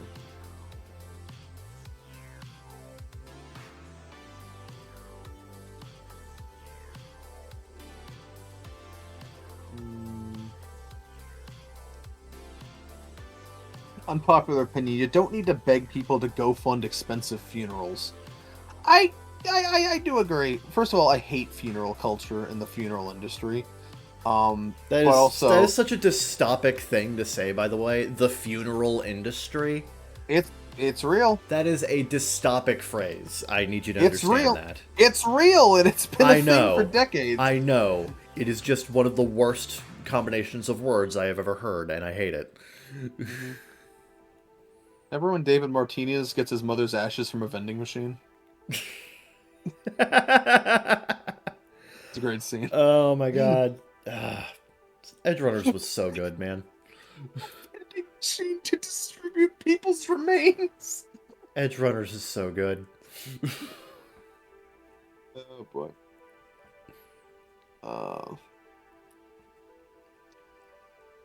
Let's see here.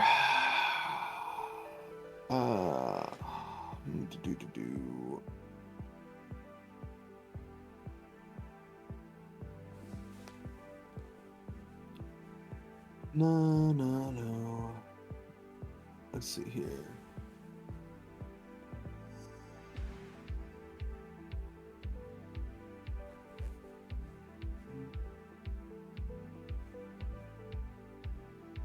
Hold on, this one could be interesting. Let me look at this. Oh.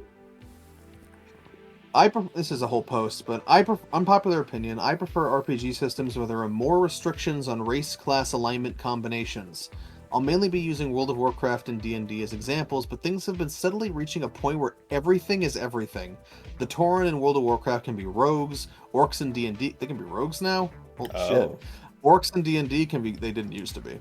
Orcs in D&D can be good and smart, there are evil paladins, good warlocks, etc. It's not necessarily that I believe these types of characters can't possibly exist, it is fantasy after all, but my annoyance is with people who seem to want the story to be about their character instead of the situation their character is in.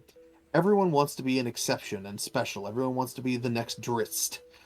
The difference is the vast majority of the time I run into something like, I'm a good Gnoll cleric who worships Lathandar and have the civility of your average human. And it's never actually that interesting. People put so much stock into what their character is, they never bother to think about who their character is.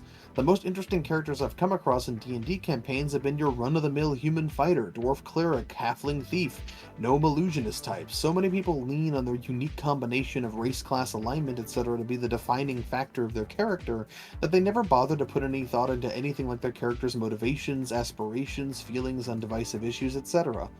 It used to be that the human fighter was the boring vanilla person in the party, but somewhere down the road this flipped entirely. Now every single 5th edition party consists of a motley crew of individuals who in no way represent the fantasy of that the race, class, or alignment is birthed from. Don't get me wrong, some people are great at this, and if you can make this combination interesting and have a good enough explanation for how it came to be, by all means carry on. But with everything so accessible now, exceptions are the new norm. I kinda preferred it when you needed to give your DM an astounding justification to play as a non-evil orc, or even an orc at all. Now flip open the player's handbook and create your lawful good orc paladin and nobody bats an eye. Yeah, I feel like there's something to be said about limitations breeding creativity. Yeah. Because having to build your character around the world rather than, being able to just do whatever the fuck with your character and just, going for it. I feel like there's something to be said about how in a role-playing context, being able to build a character based around the limitations of what race or what class you choose does have there's something to be said about that actually bringing more creativity and bringing more interest to your character, rather than just saying, oh, you can do whatever, nobody fucking cares. Like, I don't like the direction things are headed where race and class and alignment are just aesthetic. Yeah. It makes characters more bland. Yeah, one of the elements of a good fantasy world is that there are fundamental differences between different races and classes, different jobs and skill sets that ultimately change how each individual character interacts with the world at large, as well as with other characters.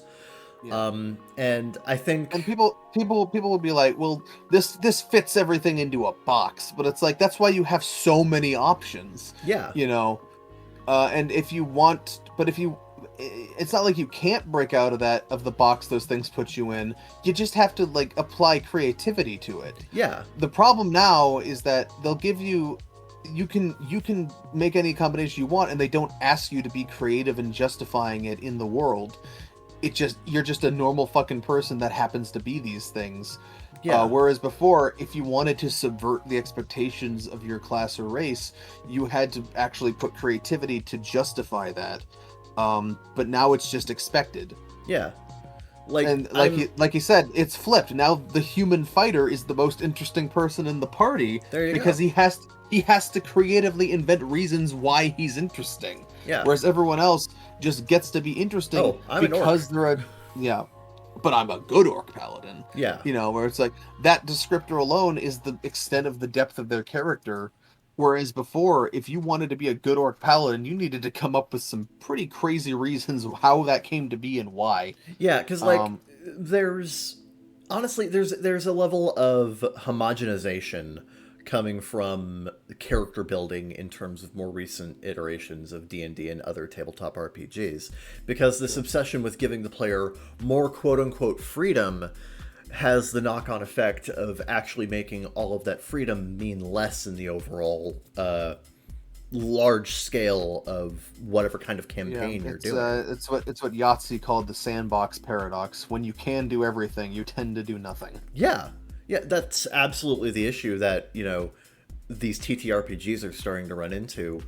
And let's not beat around the bush of why this is happening. It's because people who don't play RPGs got into them. Yeah. Vicariously mostly, and they saw things like, well, they saw things like the predeterminism in fantasy races struck a wrong chord because they saw it as analogous to stipulations on real world races, right? Which was never the point.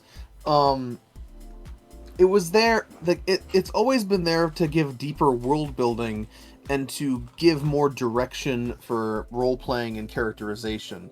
It's never been there to make a commentary about how real-life race relations work. Yeah.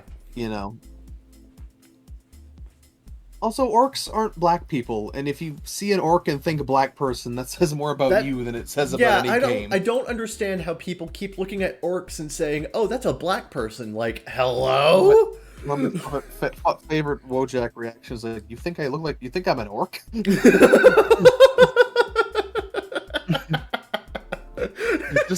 just that black guy with the concerned expression, like, you think I'm an orc? Yeah. Yeah, I know the one. It's just another case of all good the path to good intentions paved with path to hell paved to good intentions, boomerang bigotry nonsense. Yeah. It keeps fucking happening. Mm-hmm. Sad. Anyway, that's the show. Yep. You can be a part of the show by sending an email at bakagaijinshow@gmail.com or joining our official Discord server in the link provided below. And you can follow us on Twitter at ZekeFreak, at CTermanderK, and also at Sarajin Sedranor. I'm sure he'd appreciate it wherever he may be. Stay tuned next time for more episodes on this channel. So you better subscribe if you want more, because that's how that works. Thanks for listening. Zeke Freak out. Ciao, ciao for now. They tell me that I'm never gonna make it. They want me to do something that could make sense. They hate when I keep dreaming I'll be famous, but I don't give a fuck, I'ma keep chasing. I got all this potential that's deep inside of me, but they hate when you're successful cause they try to be. They sit there being judgmental because you're trying things, and they just want you to settle and do the right thing. So get a good job, don't slack off. Wake up every morning, make a good impression on your boss. Don't do anything that I wouldn't do, and when you're making money, make sure you don't spend it too soon. Fuck that, I'll do what I wanna do. I got a different path from everyone, and that includes you.